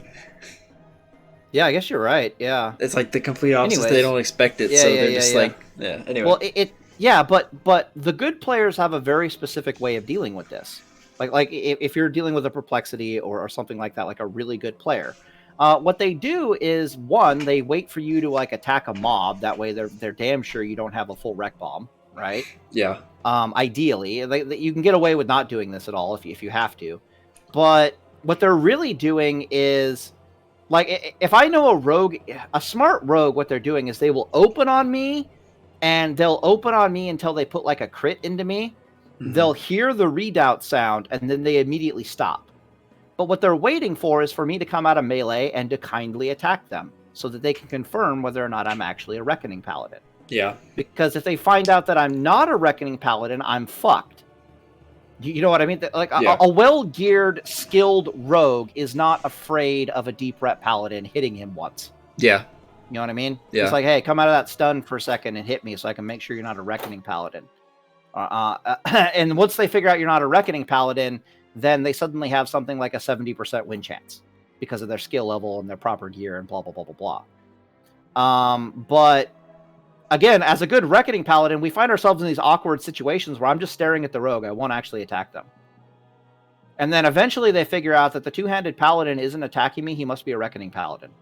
Yeah. Have you ever been in that situation? Yeah. No, I am smart enough to be like, are you Reckoning?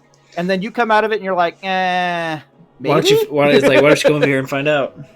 Yeah, why don't you hit me and find out, bud? It's so dumb. I very rarely will attack people if I notice rare. stuff like if a rogue opens on me and he only he doesn't do like his full opener, like he stops halfway, I'll like walk away and heal. Like I won't try to like turn around and hodge him and attack him. Like I'll just turn around and heal and just chill. Like you don't want to give away. That's what the good rogues used to do to us on Henhouse. Is their win strategy is, well, literally one of their win strategies at a certain point in time is they take enough hit points that they can survive the wreck bomb. Yeah. Then what they try to do is they never give you a full wreck bomb, so they'll attack you until they see 2 reckoning charges go off and they stop. Yeah. And they gear in such a way so that they have very low critical strike chance. Right. And that's how. And but their win strategy is mostly dependent upon you either A, running out of mana, or B, you being dumb enough to try to pull the trigger and kill them, if that makes any sense. No, it does. Oh, did you see the video of Peo versus Holy Sax Boy? Oh yeah, I did. Them dueling. Yeah, that was fucking hilarious. Yeah, that was great. It was really nice because he didn't make any mistakes. Because I actually made a video between him and Perplexity during the CDL, and I was very impressed by certain aspects of his play, but I was hypercritical of other aspects of his play.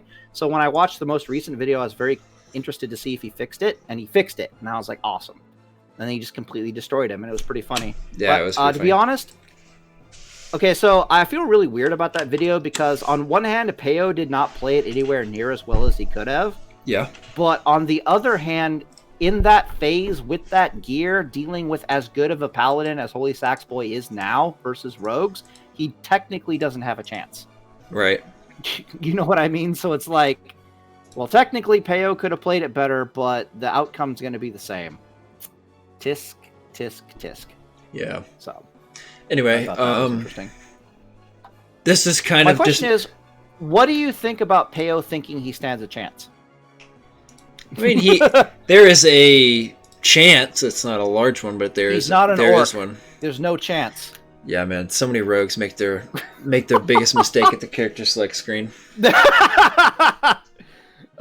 I actually genuinely think Undead is overrated. I think Undead Rogue is extremely overrated in Classic. In Burning Crusade, in general? Not Undead in general, but Undead Rogue in particular, I think is overrated. I'm not an expert rogue. My question is always, why not be an orc with a mithril insignia? I'm confused. Yeah, but they have Tremor Totem. So in Battlegrounds, they don't have to, I mean, I don't know. I get it for dueling, but I feel like rogues. I don't know. I might be biased because I have Hodge, but it always seems to me like rogues lose more when they get stunned. Even their dueling matchups, though, it's like, why not take a mithril insignia? Like, what matchup do you desperately need Will of the Forsaken specifically? Warlock over a mithril insignia trinket. You know what I mean? So it's like the only change is if I have Will of the Forsaken, it means I don't have to take a mithril insignia trinket, which means I have a free 25% trinket slot. Oh yeah. Right? Yeah. So, and I'm trying to think, what fucking matchup is that desperately needed for? And I can't think of one. I don't know, man. The only thing I could think of where, I don't know. Yeah, I don't know. Maybe Warlock Succubus. The Warlock that they lose to, aka Soul Link, they're going to lose to either way. Yeah. Because the Soul Link Warlock, they just dot them up. They PvP trinket out of their stun. They dot them up, and then they laugh at them with AGM and their 2 void sacks, and that's GG. Right. There's no win condition there, so Will of Forsaken isn't doing fuck all for you. It's only really useful maybe against warriors. It's probably maybe. I guess. Maybe, but you could just as easily take a mithril insignia. But yeah, but S-Priests are doing that every 30 seconds. You know what I mean? Yeah, exactly. A mithril insignia is making you immune to that shit for a million fucking years. You can always try to shadow reflector it or vanish it or some shit like that. I don't know. Yeah. But then I can think of all the usefulnesses of... I think it's just the fact that they don't... Some of them are okay relying on RNGesus. And that would be the orcs. And then the other top tier rogues are not okay with relying on RNGesus. So they go with Will of the Forsaken. Mm-hmm.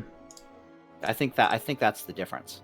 But yeah, the scariest rogues in the world, we talked about this in the PallyCast that I was not able to upload, is a female orc rogue, specifically if they're wearing a fucking diving helmet and they don't have it hidden.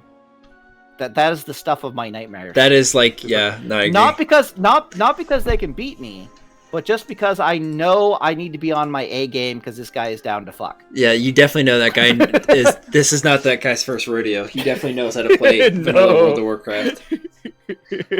He did not screw up the character selection screen. He made it. He's willing to play female. He's not hiding. It's the fact that he's not hiding the dive helm that makes it like scary times 10. You know what I mean? Yeah, not hiding your Goblin Rocket Helm is like asserting your dominance on people. Yes, it is. Yeah, it's like T-posing on them. It's so much assertion. What's even dumber about it is a lot of times it'll be on CD, and that's why they're showing it. You know what I mean? Because even though it's on CD, it still has value. Yeah. I've seen a lot of that. I'm like, what the fuck? Where I just expect, I'm like living in terror of them using it the entire time. They just never do, and I'm like, did you not? What the piece of shit. But what I find even funnier too is they're still running it. They're pressing W at you. You know what I mean? Yeah. And it's like I find myself in an awkward situation against these rogues because it's like, I'm painfully aware that just looking at them, it's not their first rodeo. Mm-hmm. Right? And I'm also painfully aware that I might be fighting the best rogue on the server in a few moments. Mm-hmm. You know what I mean? Or at least one of the best rogues in the server. There's no fucking way that rogue is not at the top of his game. To be perfectly honest with you. Mm-hmm. All right? And then at the same time, I'm standing over here with like a two-handed weapon, right? So I know the rogue knows that I know that he knows that you get the point, right? Yeah, so his interest is like, hey, buddy, are you reckoning? That's what he's thinking. Hey, are you reckoning? And then I've seen weird shit like, okay, here's where I get really scared. Have you ever had a rogue run up to you, check out, he's a female orc rogue, or he can be any type of rogue, to be perfectly honest. Yeah. They check to see if you're reckoning. They find out that you are reckoning. They fuck off for a little bit. They come back, they sap you, they swap their gear. And what's even more terrifying about that is they will actually show you the gear swap. It's like, I don't know why they didn't swap their gear when they were in stealth. Have you ever had that happen? Like, the guy literally walks over to you, saps you, and then shows you him swapping his gear. I've never had that happen to me, but I can only imagine. No, it was a great fight. It lasted like 15 minutes, but because, you know, he went into the I'm not going to die to a Reckoning Paladin gear. And I was like, Jesus Christ. Yeah, I had enough sustain to win the day. It was pretty funny, though. That's awesome. I don't know why he's like showing you this shit. But I think but they bitch about us a lot. Okay, so right. So the question I had that I wanted to answer before we end this PallyCast is, you probably already stopped recording. No, I didn't. Is certain classes are the boogeyman of the Alliance. Yeah. Like the Elemental Shaman for us is the boogeyman. But I always wonder what the Horde think about the Reckoning Paladins. And what you're saying is we're technically the boogeyman, but people don't know that we exist. They either don't know that we forget, or they either don't know that we exist. Cthulhu. Yes, they either don't know that we exist, or they forget that we exist until it's too late. Not Cthulhu. I'm thinking Cthulhu. You know that yeah. That exists, but you don't know he exists. Like that's part of the Horde. Horde players know about us, and or they forget about us. But then when they're like gathering like a Black Lotus, and then a Paladin comes out of nowhere and one taps them, they're like, "Wait, what the fuck happened?" They're like, "Oh yeah." And then they remember. You know. Well, my question is, in your guild chat and shit, does anybody ever bitch about it? No, not really. But I mean, there's not really many paladins on my server that would do shit like that. There's like me and then like one other dude on our server that would play Reckoning. Okay. And the other guy on my server that played Reckoning. The Alliance bitch about elemental shamans all the time, so I'm wondering if that's the same thing about Reckoning Paladins. No, I think it's because they're less prevalent. Elemental shamans are brain dead easy and they're everywhere. Yeah. That's the thing. And now they have the gear. That's the fun part. Yeah, dude. But yeah, I think if Ret Paladin, I think if Reckoning Paladins were more prevalent, more people would complain about them. But there's just not enough of them. On private servers, they were far more prevalent. Reckoning Paladins were super prevalent on private servers. You played on the private servers. Would they bitch about Reckoning Paladins on private servers? Not really. But that was because nobody that I knew, because all my friends were Alliance. Yeah. So I didn't really talk to many of the Horde players. You didn't play Horde back then? Okay. I played a little bit, but not enough. Not a lot. I played some on Northdale, but I only got to like level 58 or something. I just find it so weird that they don't have the proper amount of fear when fighting us sometimes. It's like I said, man. They either underestimate, they forget, or they don't even know. How often have you been in this situation where you're fighting a mage and you just can't kill them? You just can't get a hold of the mage, right? It's like a frost mage. It's like phase 2 or some shit like that. You just can't get to him. Yeah. And then the mage is just like, all right, this is sad and pathetic. I'll let him get one hit in just for like, they'll get like a mercy hit or some shit. Yeah. Or they get too cocky. I can't tell which one. And then of course they explode.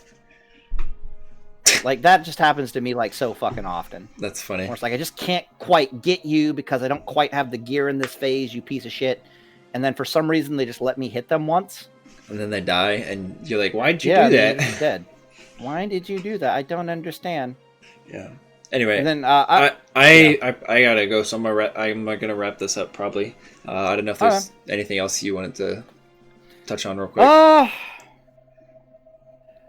I can see us getting a lot of shit about control ret. About our assessments of control ret in phase 6. But one thing you have to understand about paladins in classic World of Warcraft is that I really despise ranking them in terms of what's better than what. Because the truth, in my opinion, is that all we have to do is be viable, and there's a wide variance of our viability. It goes back to that thing where I said we can afford to lose one piece of gear. I agree. So even though you're a suboptimal spec, it doesn't mean that you're not a dominant force if you know how to gear and play your paladin. Absolutely. Right? Yeah, I agree. Yeah. So a lot of people might be they might be playing control ret, or they might be that holy shock paladin that takes like command, and you watch this all the way to the end for some fucking reason, despite the fact that we're talking shit about your classes or your specs, and you're like, man, that's not the experience I'm having, blah, blah, blah, blah, blah. Well, the answer is that you're not as good as the other paladins, but it doesn't matter. Like, the difference in performance is not significant enough for you to notice, if that makes any sense. So a lot of this is just us judging things at like the highest level. But the reality of the situation is the vast majority of people you run into in classic World of Warcraft, they don't have their gear well optimized, and they're not playing very good. And so you can afford to be a sub-optimized paladin, and you'll still have like an 80% win rate. And I'm sure No, I agree. You got anything to say on that? Okay. No, I agree. So, and also, it also doesn't really matter unless you're like trying to min-max. Yeah, well, I mean, you we're at that stage you can be a control ret paladin and queue, Arathi Basin and just fuck on kids and just beat everybody up. You know what I'm saying? Or just open world PvP, or do you just find in duels, and it's not that big of an issue. Yeah. From our perspective, it's like we want the highest win rate possible against as many classes as possible, against as many specs as possible, not just classes, I guess. Yeah. And we want to be able to maintain that win rate against the best competition possible. Does that make sense? Yeah. So when I look at like a Reckoning Paladin's win rate versus a mage in X phase might be like 70%, and then Control Rate's win rate might be like 65% at like the highest level, and then we will say that Reckoning is better in this phase against mages. But in the vast majority of circumstances, like, you could walk out, fight 100 fucking mages, and you wouldn't notice a difference between the two. Because only one of those mages is going to be a top tier mage. You know what I mean? Yeah. Or maybe I'm wrong about that. So this is what I love about classic World of Warcraft, and why I'm super depressed about TBC. I'm super depressed about TBC because the PvP system forces us to care about these minor differences in performance.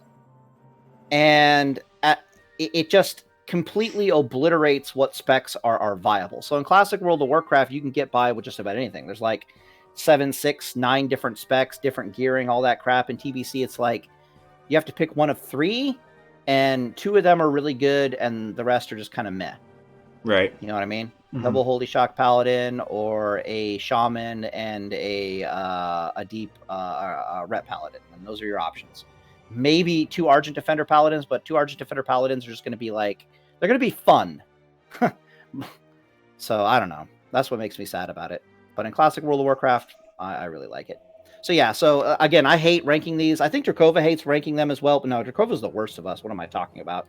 Drakova can't stand to talk about any other class except Ret Reckoning, because Ret Reckoning is technically best. You know it's true. Every time he talks, he's like, you know, I forced him to talk about like Holy Shock or this other one, but he's like, blah, blah, blah, blah, blah, Holy Shock, but Ret Reckoning is better, blah, blah, blah, Deep Ret, but Ret Reckoning is better. I'm like, shut the fuck up! Yeah, that's what you're telling me too. You ever heard him do that? Like, you laugh, but have you actually heard him do that? Oh yeah. Jesus Christ.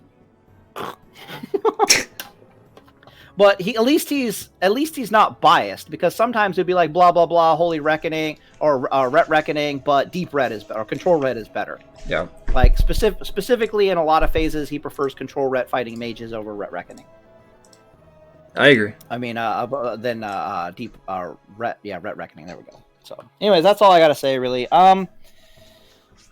We need fresh servers. Yeah, we do. It's honestly, as simple man. as that, buddy. I think a lot of us PvPers, we miss Phase 2. I miss Phase 2. I know I you miss Phase 2. I miss BWL, Dude, man. Dude, Phase 2 is a love-hate relationship. I don't know if you just straight up love it, but it's a love-hate relationship with me. Like, when I'm in Phase 2, it's like it's like no other experience in World of Warcraft, right? And there's a lot of miserable, pissy, bad time experiences in Phase 2. Yeah. But it's a blast nonetheless. Oh yeah, I don't mind getting my shit pushed in, and sometimes you're just getting your shit pushed in Phase 2. That's how it Sometimes it's like I need to go from point A to point B, and I know it's going to cost me 5 deaths. But sometimes I'm the one making everybody else die, so you know that's also kind of cool. Yeah. All right, man. I'm gonna head out. I'll talk to you later. All right, dude. All right, later, man.